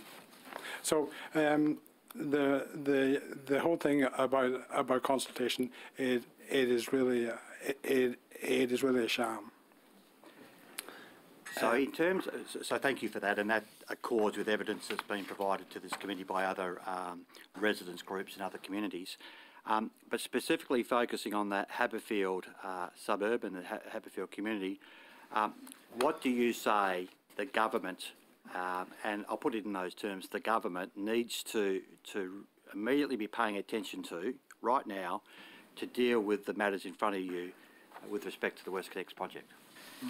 From my perspective, what we've found that has been a really devastating effect on our community has been the disruption amongst the community. For instance, we have after-hours work, and this is night work. The hours of construction from the beginning of the project were communicated as being Monday to Friday from 7 a.m. till 6 p.m. and Saturday from 8 a.m. until 1 p.m. But ever since the project began, we've had a regular weekly notification of out-of-hours work. And this is called an exception to the conditions of approval. But it is a fallacy, because if we're getting this every week... It's more the rule than the exception. It's the rule. It's the rule. Now, I'll give you an example of what's happening in Haberfield this week. Yep. We have 7 sites in Haberfield that are doing out-of-hours work. This is spread out over 2 consecutive days, yep, with 1 day in between and another day. Out of those sites, there are 3 sites that are within 2 blocks of each other, and they are being subject to noise 4 nights this week. Now, when I talk about noise, we talk about the saw cutters, the rock breakers and the jackhammers. These are called higher impact plant and equipment. They would only be used until midnight as per the project's self-imposed rules. But saw cutting and jackhammering may occur after midnight. So all night residents are being subjected to this. It's a huge impact, and this is just 1 week. And Ms. Moore, sorry, just when you say that this has been happening for a continuous period of time, going back to when? Beginning of the project, basically. Really? Yes. So you've been receiving out-of-hour noise notifications that are exceptional to the planning conditions. That's right. Since effectively the project went into construction. Yes, yes. And can I add as well that often this work is being done by the utilities. It's not actually being done by the joint venturers as part of the project. It's utilities work. So it actually sits outside the conditions of approval, I think. And so this is one of the reasons that they can get away with doing this work at the hours that they're doing it. And for the families at the school, some of this work is being done right outside, very close to unit blocks where school children are trying to sleep at night time, and it's of course very disruptive. Can I just press you on that point that you've just made? Is that advice that you've received as legal advice as a way to be exempted from the conditions, or this is your observations? I'm not aware of it being done. I'm not aware of it being done in a way that allows it to be a legal exemption. Okay. I can't comment on fine. that. I was just trying to... Well, I might just follow up there too, Mr. Dolly. Ms. Nixon, you say in respect to what you just described, we had the Department of Planning this morning say that they were confident that the planning instrument was being followed. And equally, they had a view that noise complaints were being dealt with adequately and in pursuant to the condition of the planning consent. I'll just put you the propositions before you can talk about them. And then the third dimension of it is that to the extent to which there are resident complaints, we have co-located enforcement officers at the Inner West Council who are doing a good job of acting on your complaints. Do you agree with them? So I think, and you will have already heard, I think, over the last couple of days of evidence of complaint fatigue that our community is suffering. So I think that there are many reasons to complain if you're living in Haberfield or Ashfield, and noise is only one of them. Issues around parking, maybe other ones. Issues around trucks driving around our streets where they shouldn't be, other examples. And people will phone the info line and make those complaints. They'll be put on hold, moved around to a few different people, have all of their personal details taken. I know of some people who feel that they've been treated dismissively. Others who, have struck a friendly community engagement person. But I think in many instances the complaints are made. There is a feeling that there is a lack of action in response to those complaints.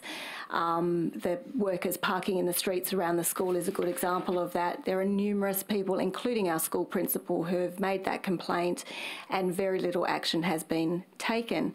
And as a result, you will find there is complaint fatigue. People are less likely to continue to make those complaints because they don't feel that they are acted upon. Have there been...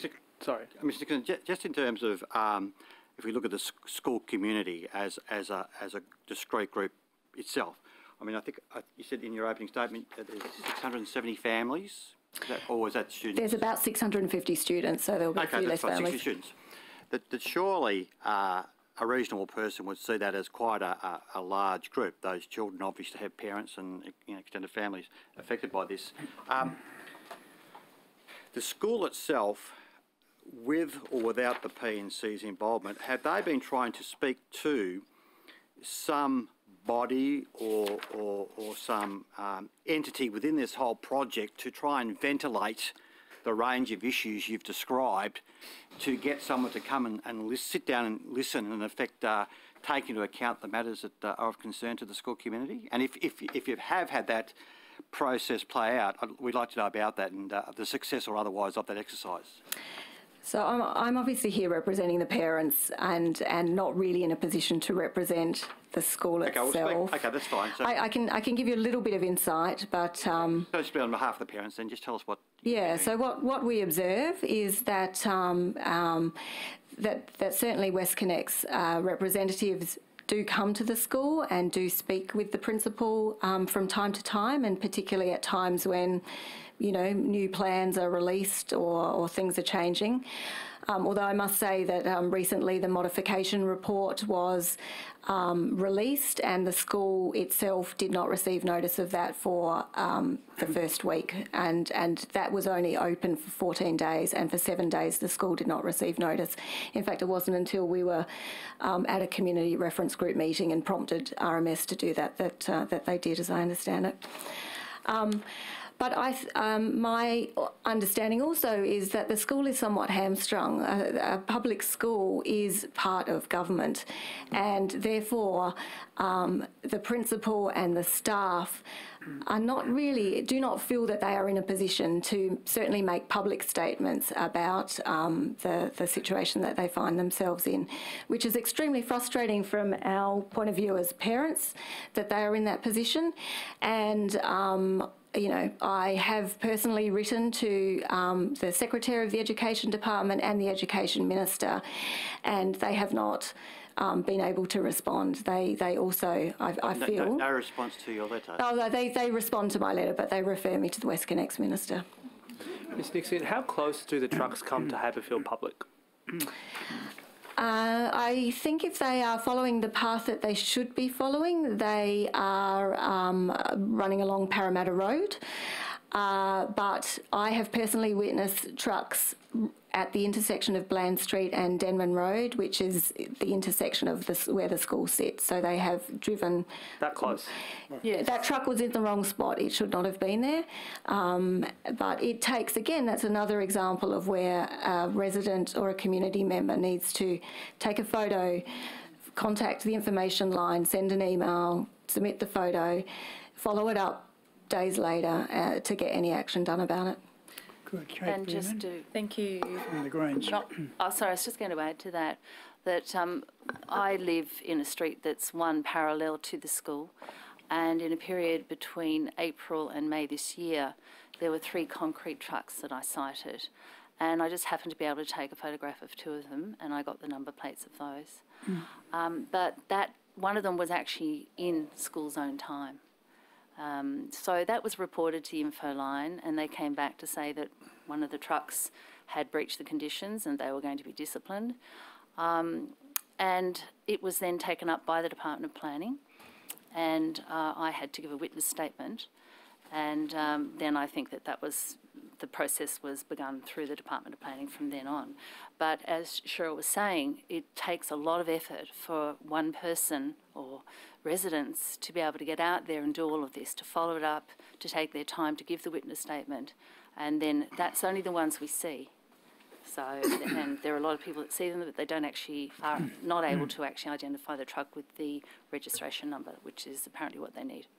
We'll move on to Kate Fearman. Thank you, Chair, and thank you for all coming today. And we've heard from so many residents in terms of how much hundreds or if not thousands actually of hours that people are spending fighting this. So your comments just then of how many hours just for this one complaint. So thank you for the work you do, and I know we're hearing the toll it's taking on communities. We're hearing that very loudly and clearly. The Haberfield Association submission says that the area in 1985, Haberfield was declared as the first conservation area in terms of a suburb in New South Wales. That's correct? Yes. And the council developed a Haberfield Development Control Plan, which is an exemplar for other, so quite a significant suburb, lots of heritage buildings. This morning, we had the Department of Planning who gave an opening statement. And the opening statement said that the greatest impact is being at Haberfield and Ashfield, where over 50 residences would need to be acquired and demolished. I think the figure's quite a bit higher than that, isn't it? It was 53. It was 53 Heritage. houses. There were also a lot of apartments. Yes. I don't have the number of that. Yes, I think your submission suggested something like 180. Yes. Yes, that was across the whole of the WestConnex project. Yeah. Okay. Yes. Haberfield, though, was a significant number of that. Yeah, great, thank you. So, interested in your, there was something in relation to the Air Quality Community Consultative Committee, if we could just explore that a little bit further, when you were suggesting that the chair, who is supposed to be an independent chair, he is responsible for appointing 3 reps from the Eastern Ventilation Facility and 3 from the Western Facility. These are community representatives. Yes. You've said that several people are nominated for that, however, only 2 have been appointed. Did you want to expand on that? I believe there were 7 applications. People who applied, Yes. and only 2 were appointed? And only 2 was appointed. When I attended an information session that, as so happens, was at Haberfield Public School, and I spoke to one of the WestConnex staff there, and I was asking her if she knew why there were only 2 people that had been appointed, and why in particular my application, because Yes. I thought I had some relevant experience, and why I was rejected. And all she said to me was, "Are you a non-protester?" That's all she said. So I also understand that by your submission that the community is not being told of the community representatives on this community consultative air quality committee. Is that correct? That is correct. So the people that have been appointed as representing the community on this air quality committee, you don't know who they are? Well, as it so happens, I have found out who the 2 are at our end. There are also 3. How did you find them out? I've known one of them. As it so happens, he had worked with me about 5 years ago. Okay. And he lives at Haberfield, and he's a member of the Haberfield Association. Thank you. Yeah. Thank you. That's great. Thank you very much. I just have some more questions in relation to the P&C Association. My time is always so limited. I've read a couple of I've read all the submissions, but some of the stories that you provided in terms of what people are experiencing were very heartbreaking, as many of all of the stories we've heard have been, particularly in relation to the experience of, you, Ms. Britliff, actually, in terms of your son. Is it your son or daughter? Son. With your son, in terms of asthma, you write as though he's experienced asthma because of the construction. Is that correct?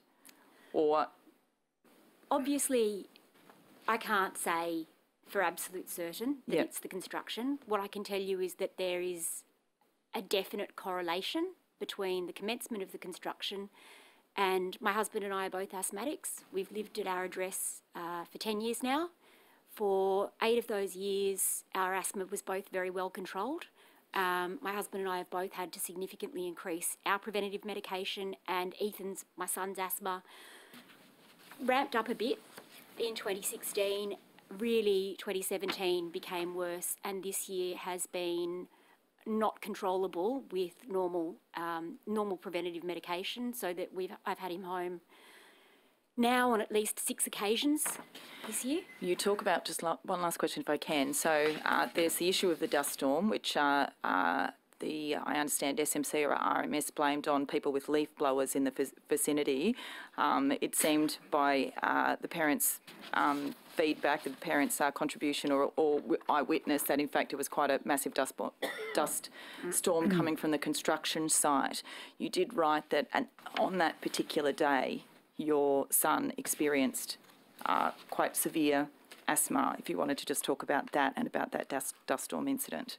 Sure. So I happened to actually be picking my daughter up from school that day. The visibility was affected. The dust storm was so bad that visibility for 2 blocks, I live 2 blocks from the school, visibility for 2 blocks was affected. It was brown and it was very difficult to see. Actually got into your eyes. My son then, I got him home from daycare, developed asthma overnight and remained at home with me and taking oral steroids for the rest of the week. So that's not your normal preventative medication. That's medication you need to take when you've got acute asthma. That, of course, meant that I couldn't go to work for the rest of the week as well. Thank you. Thank you again for assisting our inquiry and taking part as residents and representing the schools as well.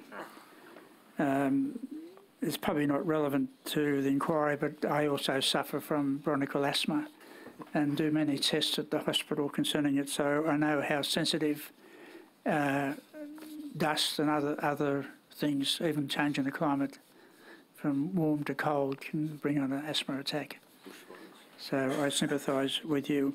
That's why I was very interested in your recommendation in your submission to install filtration on the exhaust stacks for the WestConnex project. Could you speak concerning the dangers of the lack of filtration? As you know, the tunnel requires these exhaust stacks to be built.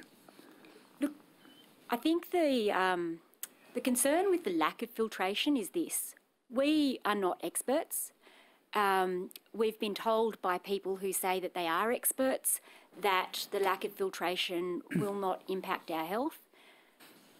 We feel that we have been so profoundly lied to throughout this whole process that the information that we're being given about the impact to our health from the unfiltered stacks is not true. That the data mapping about the particulate matter that will come out is incorrect, and that the problem with it is that once you go ahead with unfiltered stacks, even if we have the data coming from our site on the school, the air quality monitoring site on the school, that says that we are being poisoned, nothing will happen. What I will then have to do is make a decision about whether I remain living in my dream home or I sell up and move for my children's health. Yeah. That is a pretty awful reality to be struck with. And I think we feel with a project that is, you know, at the cost that WestConnex is, the largest infrastructure project in Australia, that, you know, taking every step possible to protect our health is what should be done. That if if filtration will save 1, 10, 100 children or adults from suffering respiratory illness as a result of putting it in, well, then that should be done. Especially with a $17 billion project. How close would the exhaust stack be to the school that you represent? It's 2 blocks away. It's less than 500 metres away from the school. I would have said more like 250. Yeah. So it seems as if the closest to the school hasn't had any impact on the WestConnex people where they locate? I don't think it's, and no, not at all. It hasn't. It has. I mean, the proximity to the school. In fact, Mr. Chair, they are proposing to move construction sites closer to the school with stage 3. So, you know, at the moment, the school is at the centre of 3 major construction sites with the ventilation stack and the building of 2 sets of portals. In stage 3, that begins later this year, they propose to use what's colloquially called the Muirs sites, which are on Parramatta Road, both the Ashfield side and the Habberfield side, the old car yard sites there. They propose to use both of those sites for originally for a tunnel dive site, but now, because I like to think because of our community action and some common sense, now they propose to use them for car parking. But this is going to introduce more than 1,100 vehicle movements a day to those sites, which is just extraordinary for those of us whose children walk to school and back every day, and you know, just raises our concerns. So I agree that I don't feel that they've given due consideration to the proximity of the school at all. And there's also daycare centre, which is much closer to the exhaust stacks. And might I add that my son attends that daycare centre. You've also stated in your submission the examples of non-compliance with conditions of approval, yes, which should be automatic for a government project, and you're very concerned at the lack of community representation, and you've recommended that a requirement of condition of approval be that they be instructed to appoint a 3rd community representative for the Haberfield-Ashfield community. Yes. And what progress have you made? You've made that recommendation, I assume, to the authorities? I haven't made it to the authorities. I have taken it up with I've taken it up with WestConnex. I've taken it up with the independent chair, and there's nothing has happened. And I know too that you're very concerned that the minutes of meetings are not being published promptly. The minutes of the June meeting are still not available on the WestConnex website. I think they are available now. When I was writing this submission, I was talking to some other people. I believe one of those other people put in an official complaint, and mysteriously both those minutes appeared, and an error there was in previous minutes where they had stated that the EPA had been invited to those meetings and they had refused to come. They hadn't been invited, so that was then corrected in the minutes of one of those meetings. Well, thank you very much for the valuable material you've provided, and even though we can't have every word stated here at this hearing, it'll be considered in our official report to the government. So nothing you've done is wasted. So we move on to the government witnesses. Thank you, Mr. Chair. Thank you for coming in. Or government members. Thank you. And I've always admired the beautiful garden suburb of Haberfield. It's really regrettable that this project is having an impact upon the beauty of the suburb. And I don't doubt your legitimate concerns and complaints. We've heard it from other resident groups in other areas, and we'll hear some more probably later on as well.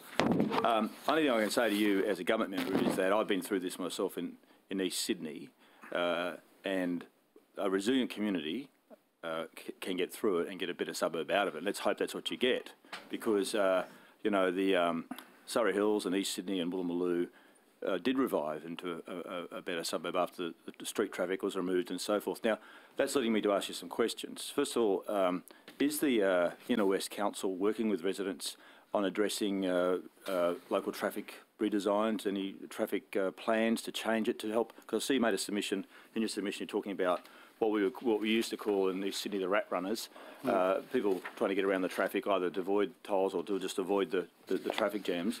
Are there proposals from the council? I believe you had the Inner West Council give evidence on Tuesday. Yes, Tuesday. I believe they have prepared a report on what they would need to do, and I believe it is going to cost something like $30 million. And they're looking across the whole. That'd be like St. Peter's to Haberfield, I suppose. I think I'm not sure about that. I think that would be the case. Yeah. But you're probably right. They are looking for the government to provide funding for that. To come to the party. Well, certainly put pressure on the government to do that. You, in your submission, you specifically, and it's sort of breathtaking, refer to the placement of a cabinet, electrical box. Yes. On page 10, for people who are looking at the submission. Just extraordinary that it's just been banged in the middle of the footpath. I was a councillor for 12 years. I know all about the rules. Just extraordinary. Someone could walk along there in the evening. It doesn't have to be a person with disability. Just walk right into it. I'll give you some good news. Because I saw that the government has instructed them to amend the location. I think that means move it, but the term is amend the location. Since I put in the submission, I've been in touch with Dan Silburn, and he's been very positive about having it relocated. Yeah, but congratulations, Mr. Ward. But as it so happens, I was walking past it a few days ago. Around it, yeah. and I saw 4 people there. One of them was wearing a WestConnex high-vis jacket, and I asked them about it, and they said no, it's staying where it is. Yeah, well, I think someone higher up is going to tell them to move it. I mean, the other example you give us on page 11... You keep an eye on it to make sure it moves. Sure will. The other example you give us on page 11 is compliant, but you do also point out some other issues around poles placements and so on, and I'll get that looked at, but it might well be an engineering issue there.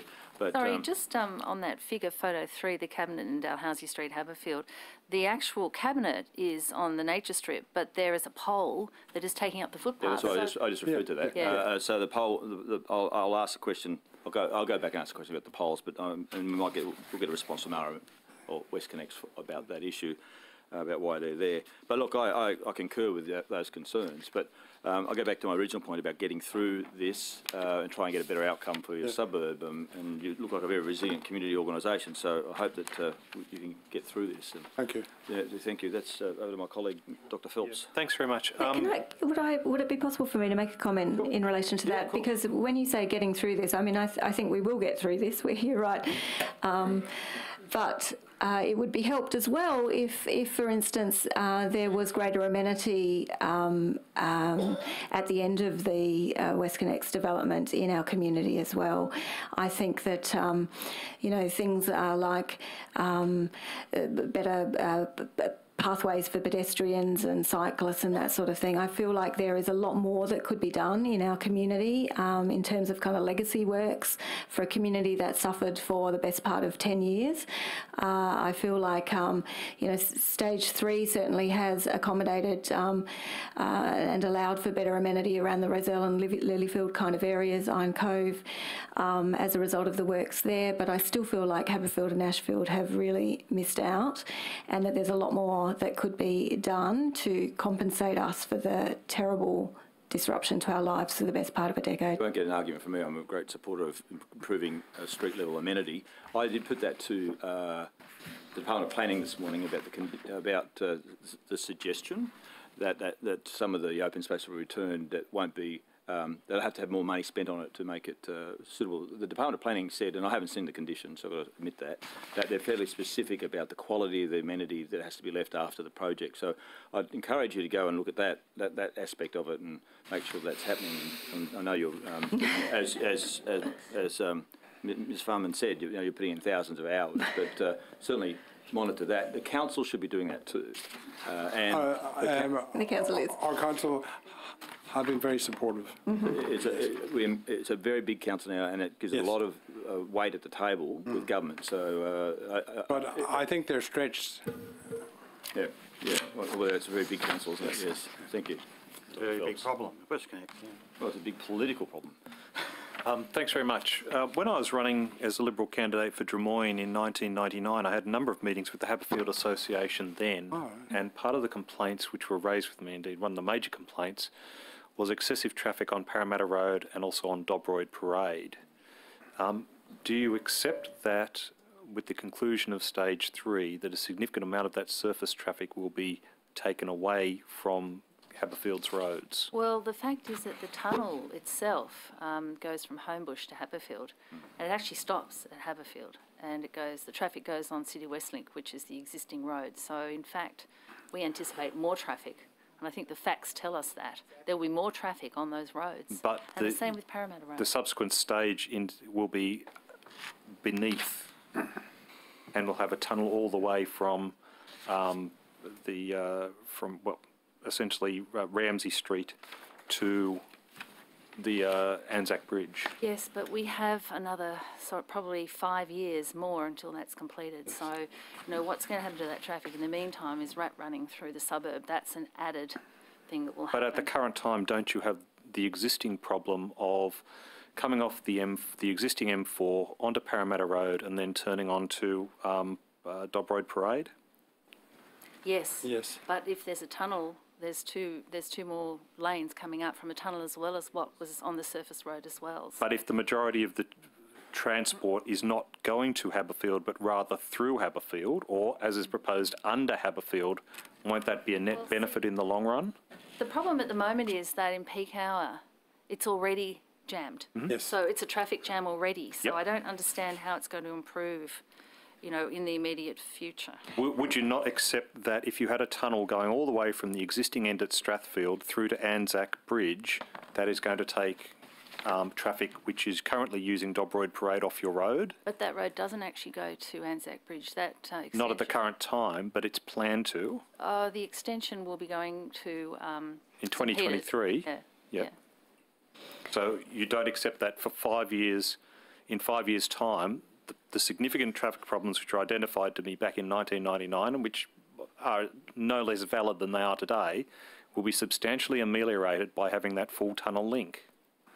Not from my own personal opinion, no. Okay. And I think it depends on whether you believe the traffic forecasts and the experience of, for instance, the Cross-City Tunnel and even the M4 recently retold indicate that those traffic forecasts don't always prove to be true. Too high for the Cross-City Tunnel.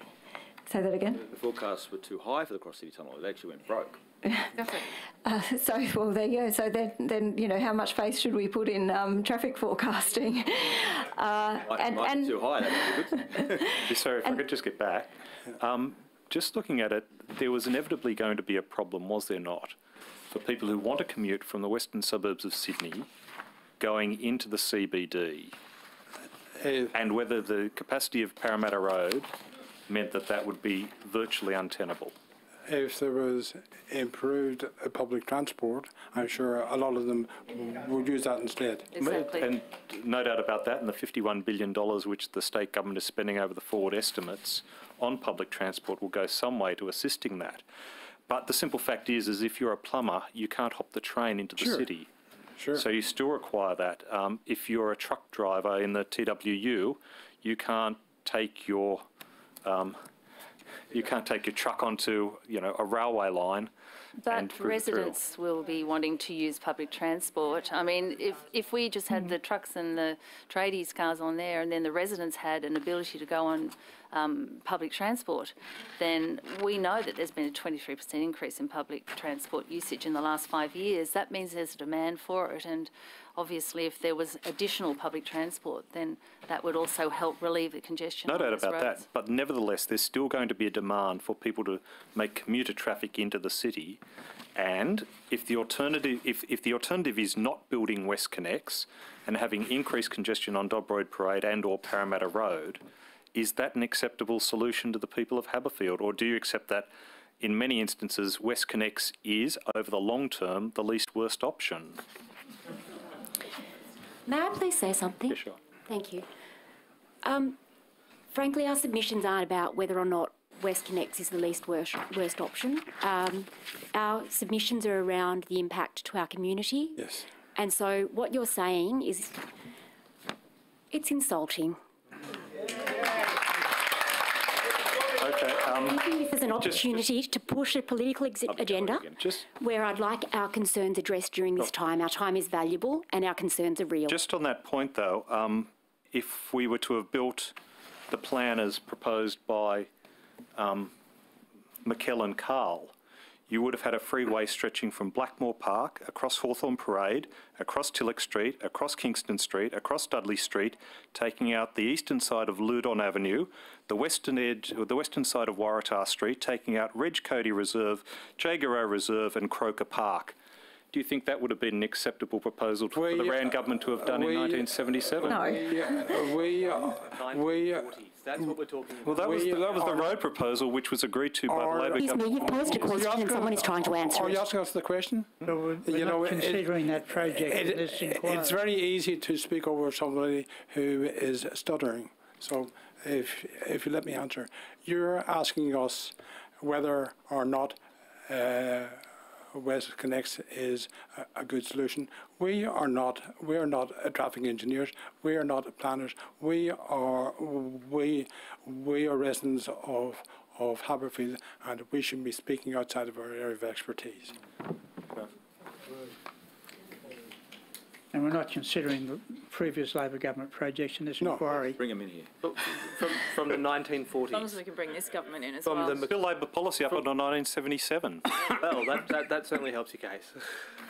40 years ago, not 80 years. Claim the positives, not the negatives. Well, thank you very much for appearing before our inquiry, and we hope we'll take on board all your recommendations to incorporate those in our report. So thank you again. Thank you. Give your time. For your attendance. Thank you.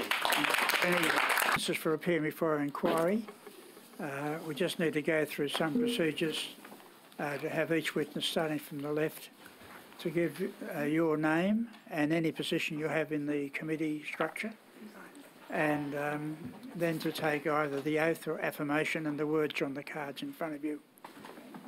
We'll start with me. My name's Marilyn Fairsky. I'm the co-convener of Newtown Residents Against WestConnex. I solemnly, sincerely and truly declare and affirm that the evidence now about to be given by me shall be the truth, the whole truth and nothing but the truth. Thank you. My name is Ben Aveling. I'm co-convener of Alexandria Residents Action Group.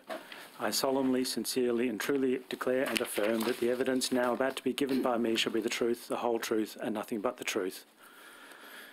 My name is Dr. Leslie Trelevan. I'm the convener of Camperdown Residents Against WestConnex, or CRAW. I solemnly, sincerely and truly declare and affirm that the evidence now about to be given by me shall be the truth, the whole truth and nothing but the truth. Thank you. I'm Paul Torzillo. I'm the head of respiratory medicine and critical care at Prince Alfred Hospital in Sydney Local Health District. I solemnly, sincerely and truly declare and affirm that the evidence now about to be given by me shall be the truth, the whole truth and nothing but the truth. Thank you. Is there a spokesman for the panel, or do you all wish to make a... We represent three different organisations. So would the leader of each of the organisations make a brief opening statement? Thank you for this opportunity to be a witness at this inquiry. I'm particularly appreciative of the fact, compared to some of my fellow residents in other suburbs, that we're in Newtown in advance of the start of stage 3 of WestConnex, and there's still the possibility or the hope that it might be stopped. Newtown Residents Against WestConnex was convened in late 2016 when drilling sites appeared around the neighbourhood after a new WestConnex tunnel alignment under Newtown was announced in the media. There had been no prior community consultation. Since then, NRAW has held community meetings with invited experts and been a conduit for residents to ask questions of Sydney Motorway Corporation. Our submission to this inquiry focuses on the projected impacts of Stage 3 on heritage and non-heritage homes and buildings, accountability, or the lack thereof, and Sydney Motorway Corporation's chronic failure to engage in good faith with residents. These are the issues we raise, but they don't just affect us alone. There has been a systemic failure of communication. The consultation process for the M4-M5 link has been cosmetic and a joke. A few households received advisory letters back at the end of 2016 about the proposed new tunnel route, but many, including my household, did not. We have repeatedly sent questions to SMC that have not been answered or have been answered incompletely. Newtown residents' questions at the 2 SMC-hosted information sessions during 2017, promoted as one-on-one meetings between residents and SMC, were met with either ignorance, lack of clarity, or outright hostility. There has been a refusal to meet with the Newtown community on its own terms. SMC cancelled their appearance at the 11th hour at a community meeting we organised that had over 200 attendees. There has been a lack of transparency in documentation that denies the community access to information they have a right to know. In addition, the widespread use of terms such as indicative, unlikely, commercial in confidence is not anticipated to generate confusion and mistrust within the community. Heritage has been ignored. The entire heritage-listed North Kingston estate is within the 50 metres inclusion zone of the indicative tunnel routes. The history of the first 100 years of Newtown is written into the architecture of this estate.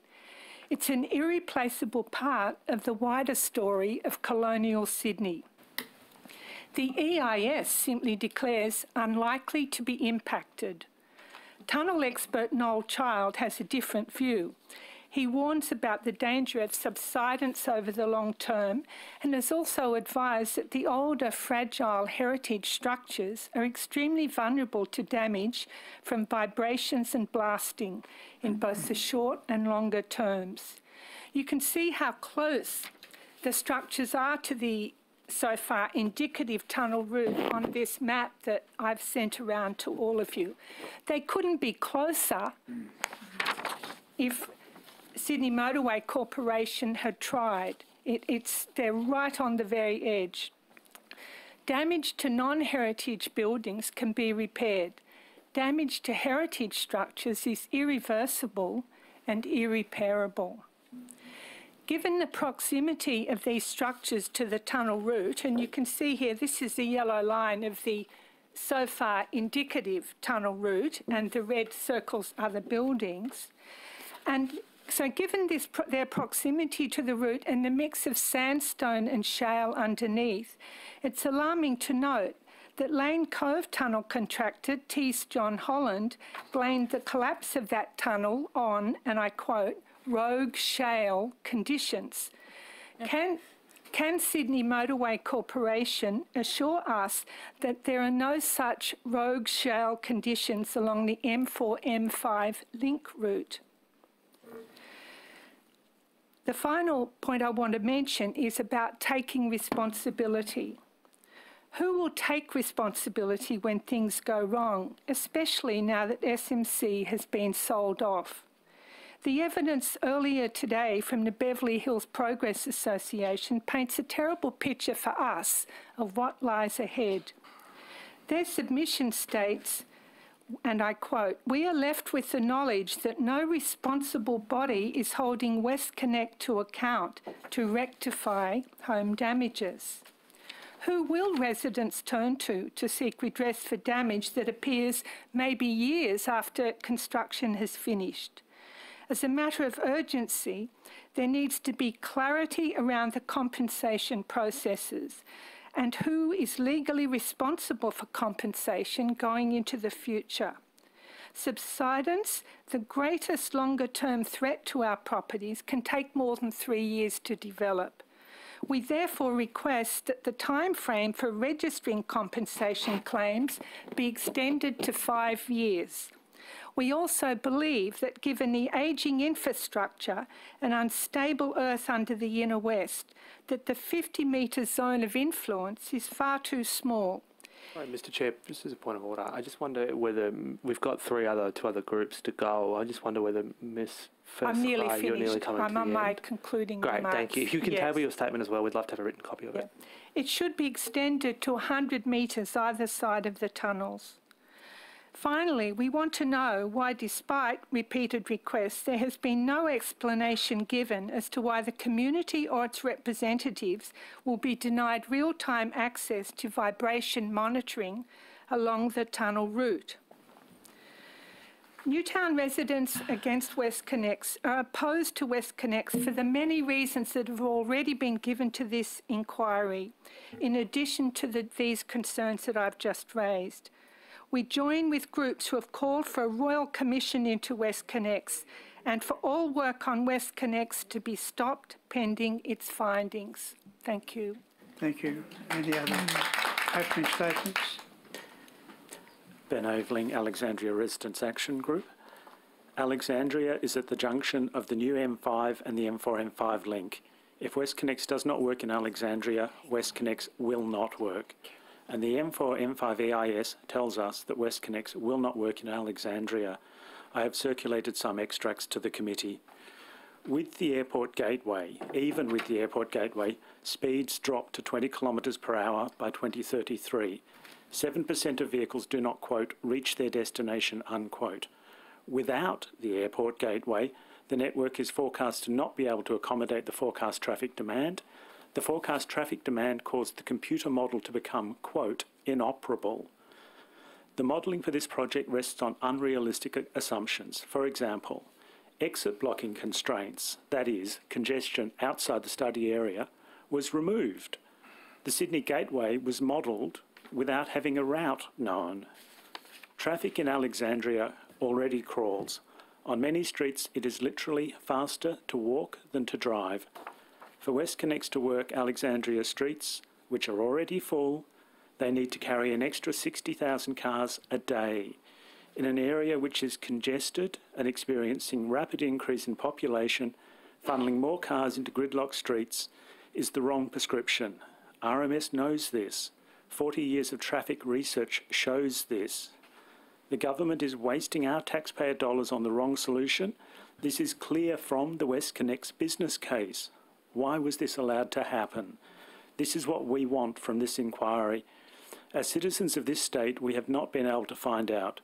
The government has used and abused its powers to keep the project beyond scrutiny. Our submission lists some of the information which the public should be able to access, but which has been denied to us. We urge you, as the committee, to unearth this information on behalf of us, the citizens and taxpayers of the state, who are watching our health, our houses, our open spaces and our quality of life and our community fabric being destroyed for a project which the government's own documentation shows cannot work. The way we calculate costs and benefits is broken.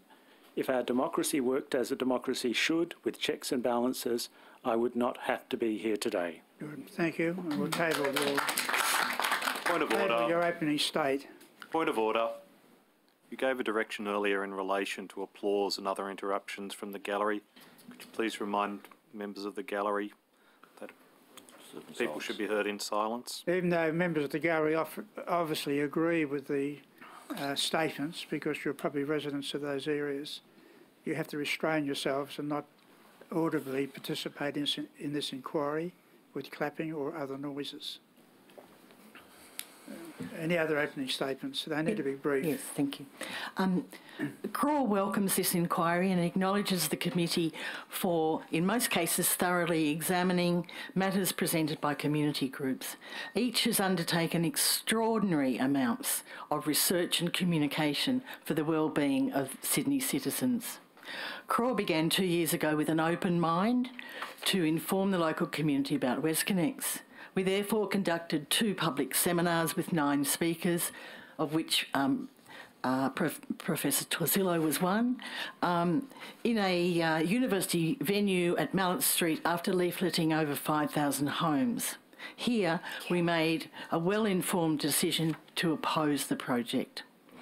Camperdown, as you probably know now, is the only midpoint dive site for the mainline tunnels, with 8.5 kilometres and 4 lanes in each direction between St Peters and Haberfield. It's located on the triangle between Parramatta Road, Pyrmont Bridge Road and Mallet Street. A major difficulty for all of us has been the absence of timely, accurate information. Consultation conducted by ACOM was perfunctory, ticking boxes and obscuring, or at worst, withholding information. On this account, we would ask that the committee call the head of SMC, his PR manager from ACOM, and the ministers and RMS who designed the financial scheme to prevent public accountability with commercial in confidence as one of the major mechanisms. More recently, since the EIS was approved and Darley Road dive site excluded, WestConnex has not called any public meetings to inform residents of the changes that will inevitably flow on to our area in terms of dust, noise or air pollution from the increased movements of up to 4,000 trucks up and down Johnston Street each day. 4,000 trucks, diesel trucks. Since changes were slipped into the PIR last year, there have not been any public consultation about truck and pedestrian movements that will greatly impact morning work travel and residents significantly also. Perhaps this is because stage 3 is not going to go ahead. The impact on Camperdown residents for 5.5 years during proposed construction and the anticipated impact after completion is well documented by stage 1 and stage 2 residents. Stress and disruption to daily lives, break-up of communities' fabric as people move out of the area, green space we dare not use, and without filtration, kids' health badly affected for life. Ray Nassar this morning and Professor Torzillo provide this inquiry with substantial evidence of public health dangers. An alternative to unfiltered tunnels was proposed by Professor James Werrick of University of New South Wales at our seminars. At the very least, stage 3 and 3A and 3B tunnels must be designed with filtration before construction, since adding filtration at a later stage is far more costly. Calling tunnel engineer Noel Charles to give evidence would, I believe, assist the committee in this regard. Finally, CRAW asserts that WestConnex is a completely unacceptable threat to public health and wellbeing, an unconscionable waste of taxpayer money that cannot adequately solve Sydney's congestion. We therefore respectfully request that all WestConnex work should be halted immediately, pending a Royal Commission and a full inquiry into a safer and better infrastructure value. Thank you. Professor, we thank you for appearing as a witness. You wish to make just an oral statement, or do you have a written statement as well? I'll just make a brief statement, Chairman, if that's all right. Look, I think there are 3 broad categories of health impacts of developments like this. The first is obviously that if you live in the path, you lose your home, you lose your community, and they are not insignificant for those individuals. Many of them have made representations to the Sydney Local Health District Board that I'm a member of. The second is the impact of pollution and exhaust fumes in the immediate vicinity of busy roads, and you heard some comment on that this morning. The third thing I want to talk about is really the population health impact of increased air pollution. In cities like Sydney, traffic-related air pollution contributes about 1/3 of total air pollution.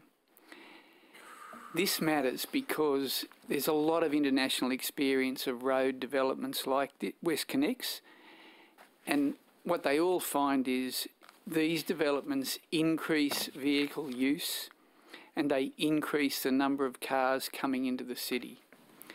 So they actually increase vehicles on roads, contributing to this 1/3 of total air pollution in the country. This matters because there's strong evidence from very esteemed bodies, World Health Organization, international agencies, around the effect of air pollution contributing to what could be avoidable and increased death rates. There are increased deaths from heart disease, from lung disease and from cancer. In Australia, the reasonably conservative modelling would say there's a bit over 3,000 of those potential avoidable deaths each year. Of course, those people also will get sick and go to hospital, and this increases healthcare costs.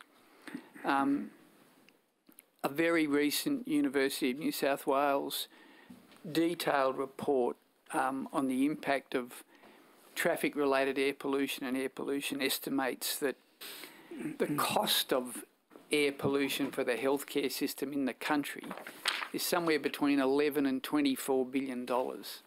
That's a big range, but they're big numbers. So even if you take the most conservative end of that estimate, that's a huge cost. There are significant studies now, particularly in the US, demonstrating that the healthcare cost savings of reducing air pollution would go a long way to offset the cost of climate change mitigation.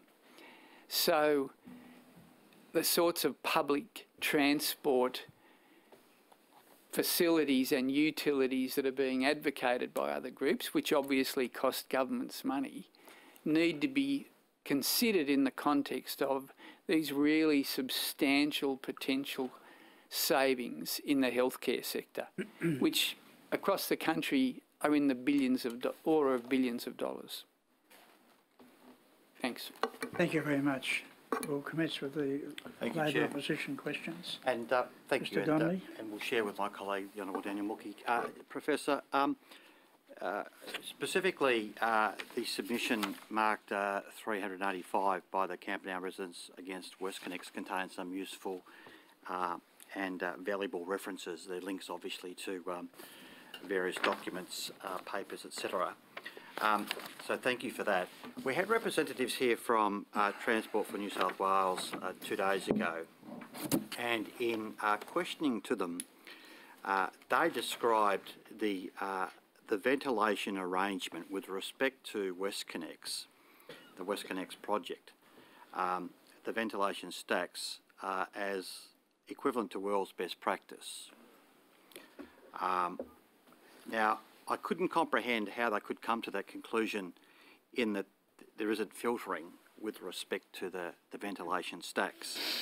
And obviously, the stacks are obviously ventilating the fumes that are obviously caught in the tunnel systems associated with WestConnex. I mean, with the work that you've done and your knowledge in this area, I mean, is it a reasonable proposition to describe unfiltered ventilation stacks as world's best practice? I'm not an engineer, but I could make a couple of observations. The first is that in complex road systems like this, where you have tunnels, then what happens is there'll be certain places where you'll actually reduce exhaust. There'll be other places where you'll increase it.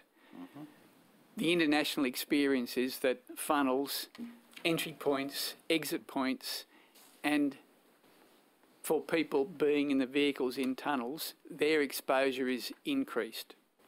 That's the broad international experience.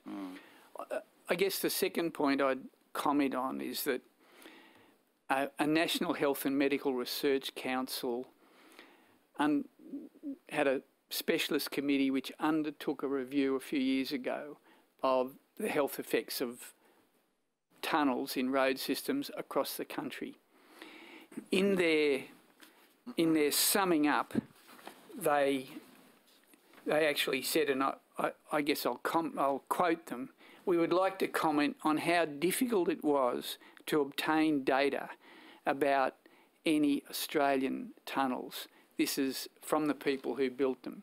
So that I guess the track record of organisations building tunnels for road systems in Australia isn't great in providing high quality information. Can you give a reference for that report you're quoting? I can provide that to you. Can I Table that, yes. There, Mr. Dolly? My colleague will jump in now. Thank you, Professor. Professor, you said just in your opening that you're on the board of the local health district? I am. Which one? Sydney Local Health District. And when were you appointed? About 7 years ago, I think. Right. Okay. So, but you were appointed under this government? Yes, I was. Yeah. I'm just trying to remember that. I think that's true. Yep. Well, congratulations. You say that in your opening statement that you have a view that there's going to be 3,000 potentially avoidable deaths that arise from the WestConnex. Is that... No, that's not what I said. Right. Sorry. Do you wish to clarify that? Look, there are various expert committees who model either internationally or by country. So what are we talking about? What are the numbers that you might get of deaths that are actually associated with air pollution? And obviously there are a lot of assumptions here.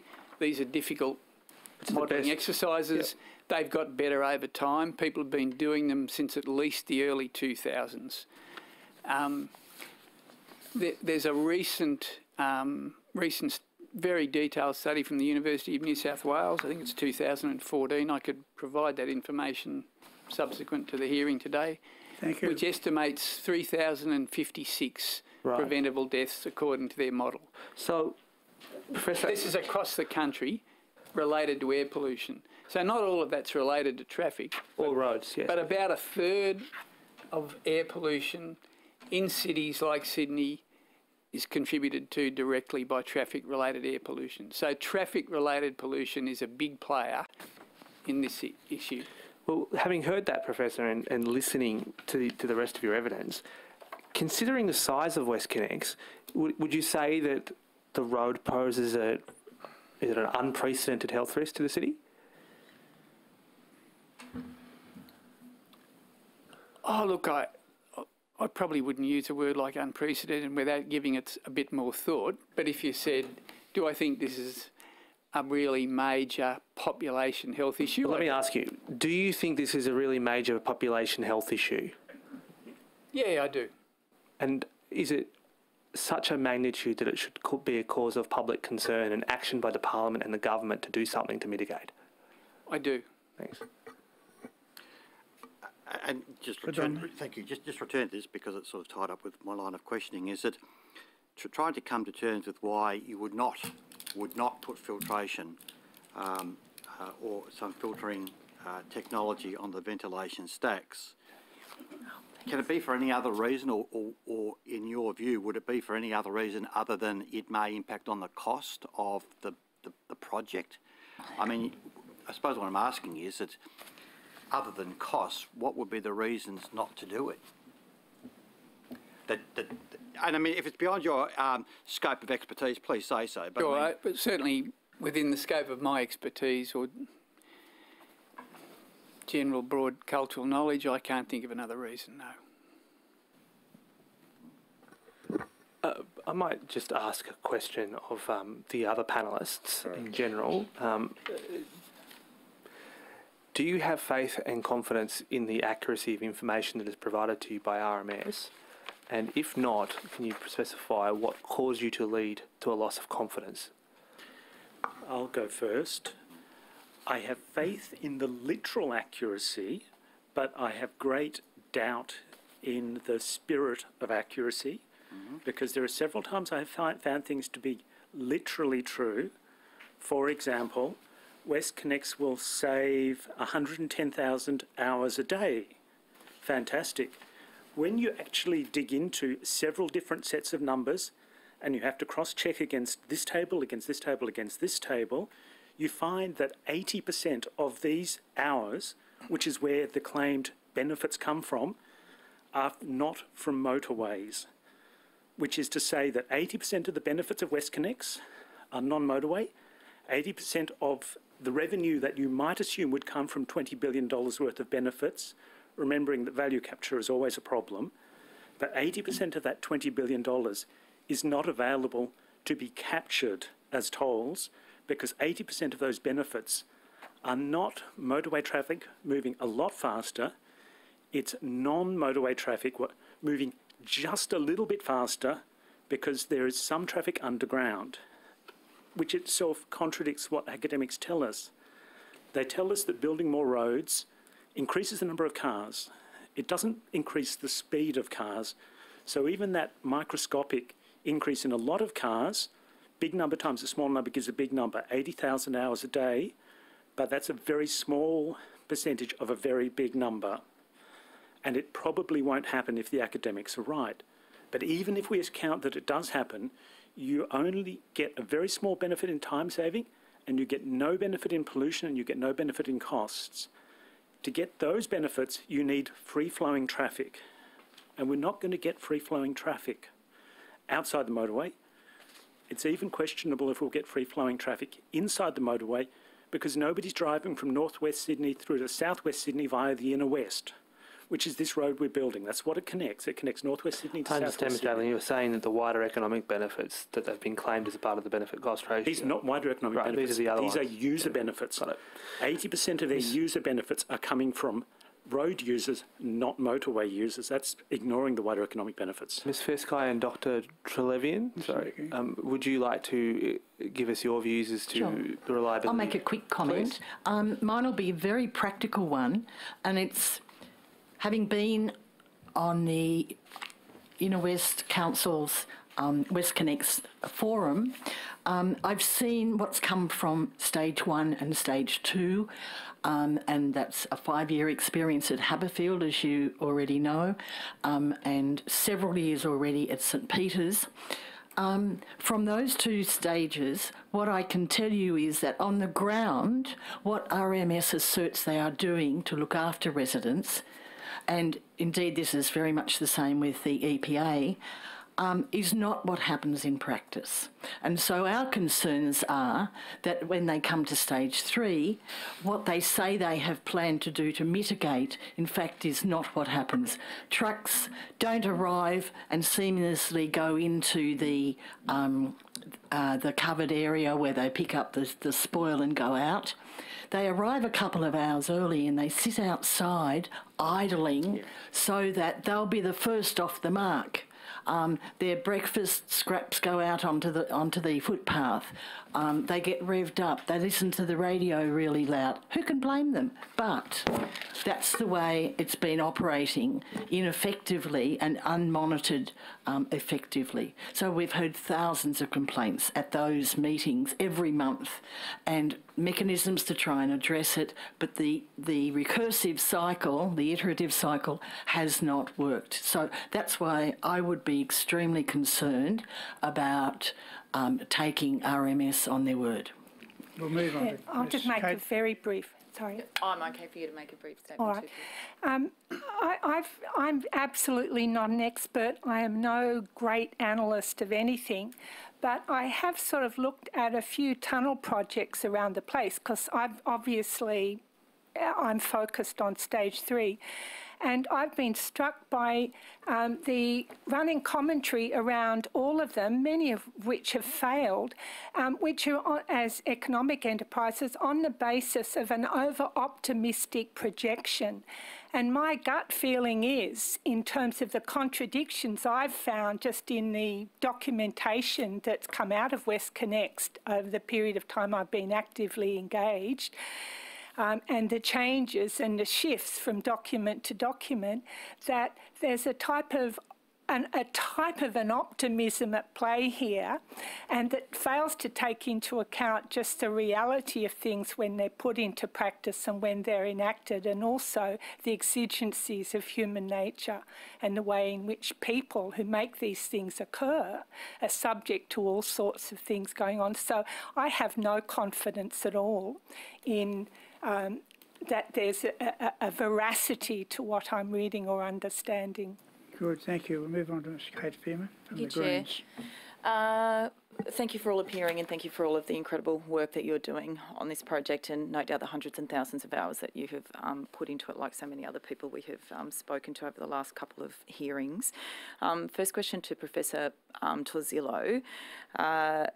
On Tuesday, the RMS appeared, and one of the senior executives there, Mr. Ken Konofsky, said when questioned about the safety of the ventilation facilities at WestConnex that they were going to be, is it best to avoid schools and other places with children, which is what the chair actually asked him. He said that the facilities are located in the best possible locations. I think the thing to be clear about is that these facilities are safe. That is the important thing. They are safe for the entire community. As a health professional, what's your view on whether that's an accurate statement? I don't think you could possibly say that's an accurate statement. So he said that, he went on to say that RMS is not the determiner of the appropriate standard of air quality, that it is the Department of Planning and Environment, it's the EPA, and they do so on the independent advice from people like those in the Department of Health, the chief scientist and engineer. What all of those bodies are saying is that the process they've come up with is a reasonable way of managing ventilation. Have they come up with a process of managing ventilation that is reasonable, in fact, safe? Look, I don't know the details of the interactions between those bodies, but I mean, it's interesting that they mention the Department of Health. I mean, there's a document from the New South Wales Health Ministry 2 years ago, which is titled Health Effects of Traffic-Related Air Pollution, which makes in its summary statement the fact that traffic-related air pollution is a major contributor to air pollution, which is responsible for potentially avoidable deaths from heart disease, lung disease and cancer. So that's a document that it's got the Health Ministry stamp on it and the usual pattern, so presumably it's approved by the Health Ministry and the Minister. So obviously there's somebody in the Health Ministry who doesn't agree with those statements. I think the issue might be in whether, maybe I'm not sure whether Mr. Everling would know this, but this is a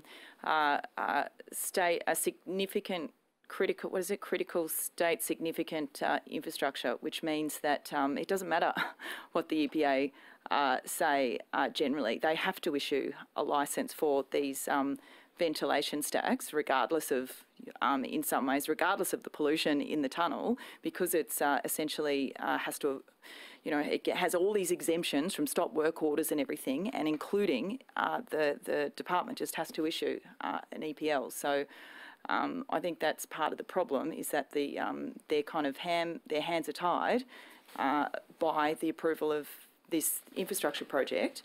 My understanding is that they don't have to, but the Minister is not bound by that. He can still approve it. Yes, but right. So, Mr. Aveling, your did you write the submission to for Alexandra? In the main, it's in part it's a composition of things that other people have done and things I've done. Thank you very much for all of the effort you put into it and the recommendations for the committee. It's very, very helpful. I just wanted to ask you about, so recommendation 7, we're asking the inquiry to determine the implications for the viability of stage 3 if user benefits have been overstated by a factor of 4, as is suggested by an examination of the figures in the 2015 Business Cases Tech Paper 1. Could you please explain what you mean by the overstatement of the user benefits by a factor of 4, please? Which page are we on? So this is page 5. Page 5. I can talk about several ways in which they're overstated, but you've asked me a very specific question. No, talk about it generally then, if that's easier. All right. Yep. The biggest way that user benefits have been overstated is that the time savings are not there. The time savings are based on certain estimates, and the value of travel time saved is also not there. So travel time saved is based upon saying if you weren't sitting in your car, you could be at work earning $20 an hour, earning $50 an hour, and deduct tax from that, and we will assume this is the benefit, because really it thinks this is interchangeable. But this is wrong because people do not value time at work, time at home, that much higher than they value sitting in their cars. Nobody likes sitting in a car, but nobody's going to pay $20 an hour, or very few people are going to pay $20 an hour or $50 an hour to avoid it. So your value of travel time saved is wrong. And then the total time savings also appear to be wrong because they assume free-flowing traffic. And if everything stayed on the motorway, it would be free-flowing. But it doesn't, because people don't drive on motorways to drive on motorways. They drive on motorways to get places. So you still have congestion in the inner city, and this still banks back into the tunnels, and the tunnels fill up. There is a benefit in building motorways, but it's not that it makes vehicles go faster. Vehicles still go at the same speed, you just have more vehicles. You're moving more people. The way we do cost-benefit is wrong. There are benefits, but the formulas we use have no relationship to the actual benefits. I feel like you could talk for a long time about that. You've got a lot of knowledge. I wish I could ask you more questions. I'm done. You can afterwards. I'm available to any member of the committee. Thank you. There's a number of recommendations in the submissions we've received today, and I was going to try to have some comments on them so they could be more prominent in our inquiry. The Camperdown residents urgently request that the matters that they've outlined in their submission be thoroughly considered by our committee. They have not been given due scrutiny to date in this highly politicised WestConnex project. WestConnex is a shocking threat to public health and well-being and should be halted immediately pending a full inquiry into safer and better value infrastructure. Could you like to comment on that recommendation? Are you asking me or Ben? Yeah, Leslie. Oh, certainly. That's your comment. Indeed it is. It's one I know by heart. I think you've heard from Professor Torzillo and Dr. Ray Nassar, well-supported, research-based and public health-based evidence that undermines the credibility of the hopeful and generalised RMS claim that everything's fine and we've got a best practice tunnel design. For that reason alone, I think it's an unacceptable threat. But there are many, many others. One is that 10 years at Haberfield under these conditions should not be afforded to our citizens at all. Secondly, I think that the disruption to the inner west of Sydney, which has its own, or had its own character, its own communities, some of which are very small villages that have merged together, is being cut across, undermined and threatened by subsidence, by cracking, by people's distress, by neighbours getting on top of each other, by people upset in the streets about what's happening, by businesses that can't conduct their businesses properly. And you've all read about the light rail. That's a microcosm of what's happening and what will happen to the inner west. And the other thing I'd like to add is that the communities are being broken up. As you know, Camperdown spans two sides of Parramatta Road. We don't relate to our other side at all because there's this great big 4-lane highway there. So we're really more part on the Annandale side of that village, and that village is going to have the 4,000 trucks. We sit out and have our meals or our coffee or the end of the day drink in those positions. Now, I'm aware of a number of people who have sold their homes on Johnston Street. In fact, one of them was my daughter and her husband. And with 4,000 trucks going up and down there, I think that that is a very reasonable and sensible thing to do. But that breaks up our local communities. Have they received a reduced sale price because of all these reports? Why would people buy your daughter's house? I can't answer that. I haven't spoken with them. But I also understand that in Pyrmont, values have gone down 10% already and are expected to go down a further 10%. In a way, you can't really put a dollar value on people's well-being and people's sense of community. Even when we try to, even when we claim that that should be included within the overall costs that gives us a cost-benefit analysis, those factors weren't included. And when it comes to $16.8 billion, which of course is going to be a lot more because we've got all the local ramps and council changes to roads and the signage and all the additional things that will happen off and outside the motorway, including repairs that ought to be done to people's cracked homes, as you heard this morning. When you include all of that, then I think it's not good value. I think we could get a lot more value by adding to the $4.1 billion that is being spent on public infrastructure, and therefore I would argue that we really ought to stop WestConnex right now and see what can be done. There are alternatives. There are better ways to do it.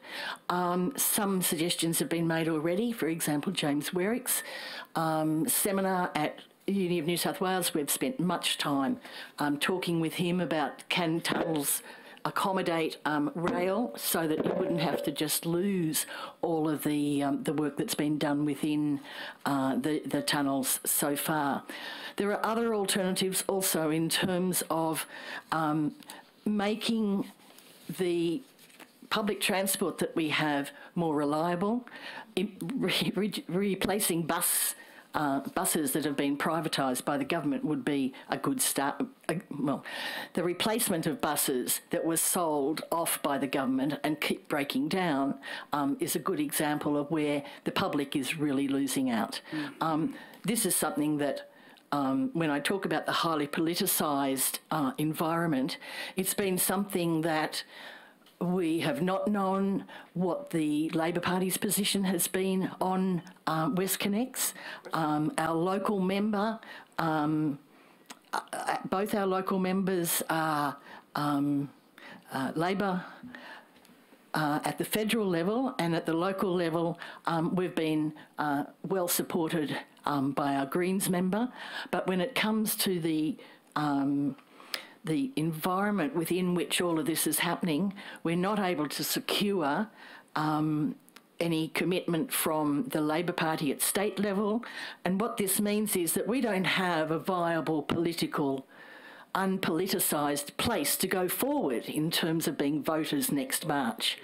I've attended meetings with Foley and residents and asked him, what is your position? And we can't get a position. And that's what I mean by highly politicised.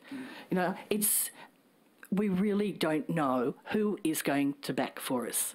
No, well, thank you for the committee in hearing us, because this way we hope that we're going to get some traction and inquiry further. Thank you. Thank you as a doctor taking part in this inquiry. We appreciate it. Now we'll turn to the government. Thanks very much. I'm just going to try and go through as quickly as possible. For Newtown residents against WestConnex, your concerns about subsidence and activity relating to cracking, would that be ameliorated to some extent if the distance from the main line, the centre line of the construction activity was increased from 50 metres to 100 metres? No, that increase is really more to do with having a larger catchment area for houses that are likely to suffer structural damage. No, that's what I'm saying. Because at the current time, up to 50 metres from the centre line either way gets a free property, an assessment. Yes. Increasing that to 100 metres, given the heritage nature of numerous buildings along the line of route, increasing that to 100 metres, would that go some way to ameliorating your concerns about potential damage beyond that 50-metre zone? It's a benefit to the residents. It is a benefit to the residents, and so long as that was accompanied with a revision of the current very limited proposed program of dilapidation reports that will be given as an opt-in, not an opt-out, and we believe it should be an opt-out process where every house should be provided within that zone of inclusion at before construction starts, at the cessation of construction, and then have the opportunity, because with subsidence that can take years, is particularly with sandstone, which absorbs water, and then, you know, as the climate is drying up, it's going to also, in addition to whatever tunnelling works have gone on, there's going to be subsidence exacerbated in that situation. At the moment, there is no provision anywhere in the WestConnex documentation about what happens after construction finishes and the tunnels are operational. And whereas damage, we've consulted very extensively with Noel Child, who is a tunnelling expert, an independent engineer who's consulted on many, many tunnel projects.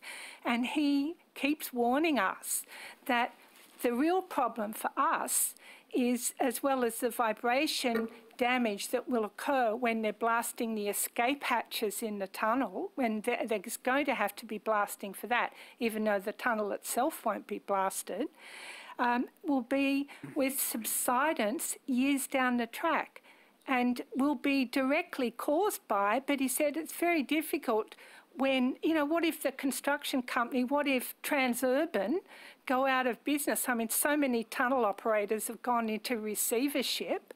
You know, virtually every tunnel in Sydney has had a company operating it that's gone into receivership. Some tunnels have had two bankrupt owners. Sorry, if I can just move on.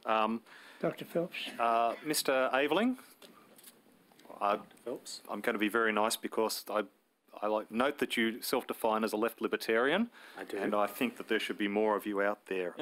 More of us out there. It just goes to your concerns about the benefit cost ratio, which has been assessed by the government and by Infrastructure New South Wales. Infrastructure New South Wales this morning came and said they've done 36 separate analyses, all of which demonstrate that on their conservative estimates, literally the worst BCR they get is 1.7. I think you're misquoting them, and I think they misquoted themselves. When they said that, I went back and checked what the original report said, and they said that they had a high degree of confidence in the original estimate, and if you added in induced traffic, they had a degree of confidence that BCR would exceed 1. The 36 reports you've referred to afterwards are not going to be looking at the BCR of the whole thing. They're going to be looking at individual aspects of it. I am absolutely certain. Well, they did indicate a 1.7 for the WestConnex project. They did say that this morning. I believe if you check the actual reports, you'll find that it's been lowered since then, and they definitely misquoted themselves on the confidence of that, and I know that because I checked it, and you can check my Twitter account. P90 on that? I thought they've claimed P90. P50, and we all know that P50 is where you have a 50% chance of coming in on budget and a 50% chance of going over budget, which means that on average, because sometimes some of your costs will come in on budget and some of your costs will go over budget, on average, you will exceed your P50. P50 means that half of your costs hit, but on average you'll go over. Okay, thanks. I'll go back and check that. But, to Campdown, Dr. Trelevin, you mentioned that you started, and I quote, 2 years ago with an open mind. Given that the name of your organisation is Camperdown Residents Against WestConnex, how open was your mind in relation to WestConnex? I'm glad you asked me that, Dr. Phelps, because there wasn't room in my 3-minute information, and in fact I cut it out of my first draft. We started life as Camperdown residents aware of WestConnex, and on our Facebook page we had our first aim was to inform local residents so that they could come to their own well-informed decision about what their position on WestConnex was. Fine. Thank you. So then we became, after a little bit of flack with my colleagues, we morphed into Camperdown residents It's changed over time. against WestConnex. Yes. Are you aware of the history of the Camperdown Newtown area generally? A little. Okay. It's just that I lived on Salisbury Road between 1973 and 1984. And so when you speak about a community with its own culture, I can certainly attest to that, except that the community culture at that time was essentially immigrant and working class. Could I just check where you're referring to this? Where do I say this? Well, you said it early, that you're a community with its own culture. Where did I say that? You said that in your oral testimony. Did I? Yeah. You're saying on one side of Parramatta Road was different. Oh, yes. We just have different cultures. Okay. Yes. Would you be aware of a road called Liberty Street, which goes on the end of Kingston Road over in Erskineville? I'm aware of it. I'm aware of it. Okay. Do you know why it's called Liberty Street? You're going to tell me. I am indeed. It was originally a rat run done to avoid the toll at King Street. So even 150 odd years ago, there was a rat run being done to avoid a toll. Now, libertarian. But there was also, again, from my own time, living on. But there's also an additional rat run, and that is. Point of order, Chair. I'm just wondering if there's a question coming out of this. There is. I'm just trying to say, are they aware of existing rat runs which take place without having tolls? For example, Old Canterbury Road from Petersham. There is a rat run where you go Crystal Street, Salisbury Road, Carillion Avenue to avoid Erskineville and Newtown, is there not? Would you live on that? Pretty much. I'm not aware of that rat run, but what I am aware of in terms of... I lived there on it for about 12 years, so... In terms of the local history of Camperdown, what I am aware of is the drainage underneath. They're very, very old drainage systems.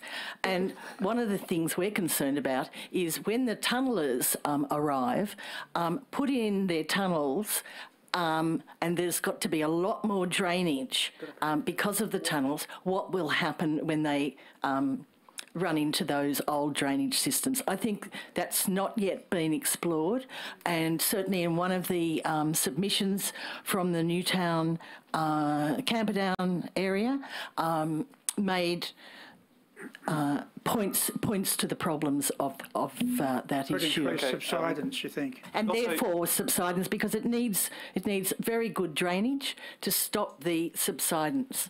You also mentioned that there were concerns such that, I'm not sure which suburb you mentioned, the property values were down by 10% and there was an expectation of another 10%. That's Piedmont, where there are a lot of very high-rise, very expensive homes. Okay, isn't that a great opportunity for millennials in particular to be able to buy into the inner city and take over from cashed-up boomers? If they have $2 million to start with, yes. Well, if it's a 20% reduction, that's only, what, $1.6 million they'll need after that? The problem is the loss of value for those who are selling their properties. Well, there are a lot of millennials out there who would be happy to know that there's going to be a 20% reduction in inner city prices. That's what we call the left libertarian question. Anyway, finally... Question or a statement? That's definitely the left libertarian. To Professor Torzillo, Dr Nasser earlier in the day presented a study from Belgium which looked at moving traffic from surface roads to tunnels. And the conclusion that was, in a filtered tunnel scenario, the predicted health outcomes were impressive, with a reduction in mortality due to air pollution by 11.5 per 100,000 people living within 500 metres of the bypass road and 6 per 100,000 living within 1,500 metres. Just in relation to the WestConnex project, would the filtering of exhaust tunnels go a large way to ameliorating your concerns about the air pollution effects of the WestConnex system? I'm not aware of that study. I'd have to read it to comment on it. In regard to the second bit, I guess the answer is no. And the reason is what I said initially. there are a number of groups who've studied these sorts of projects all over the world, and what they show is you increase the number of cars travelling on roads, and you increase the number of vehicles coming into cities. And it's 2018. There is no doubt that that's going to have a bad effect on population health. But are there already I know it doesn't. Are there already not cars coming into the city? Absolutely, there are. And they're caught in traffic on King Street and on Parramatta Road and on Piedmont Bridge Road and Victoria Road. Yeah, and I don't want that situation to get worse by more cars coming into the city. Absolutely. But do you not acknowledge that that stop-start bumper-to-bumper traffic is ameliorated by having literally a system which doesn't have traffic lights on it, doesn't have intersections on it, has well-constructed exit and entrance points, thereby allowing for greater fluidity of transport and having less need for the high pollution which you get, particularly from stop-start traffic? Like the M5 and the M2. Look, I'm not an engineer, but I know that there's a lot of concern about whether the notion that, in fact, you're going to get increased speed and high smooth traffic's been questioned by many people who are experts in that area. I'm not.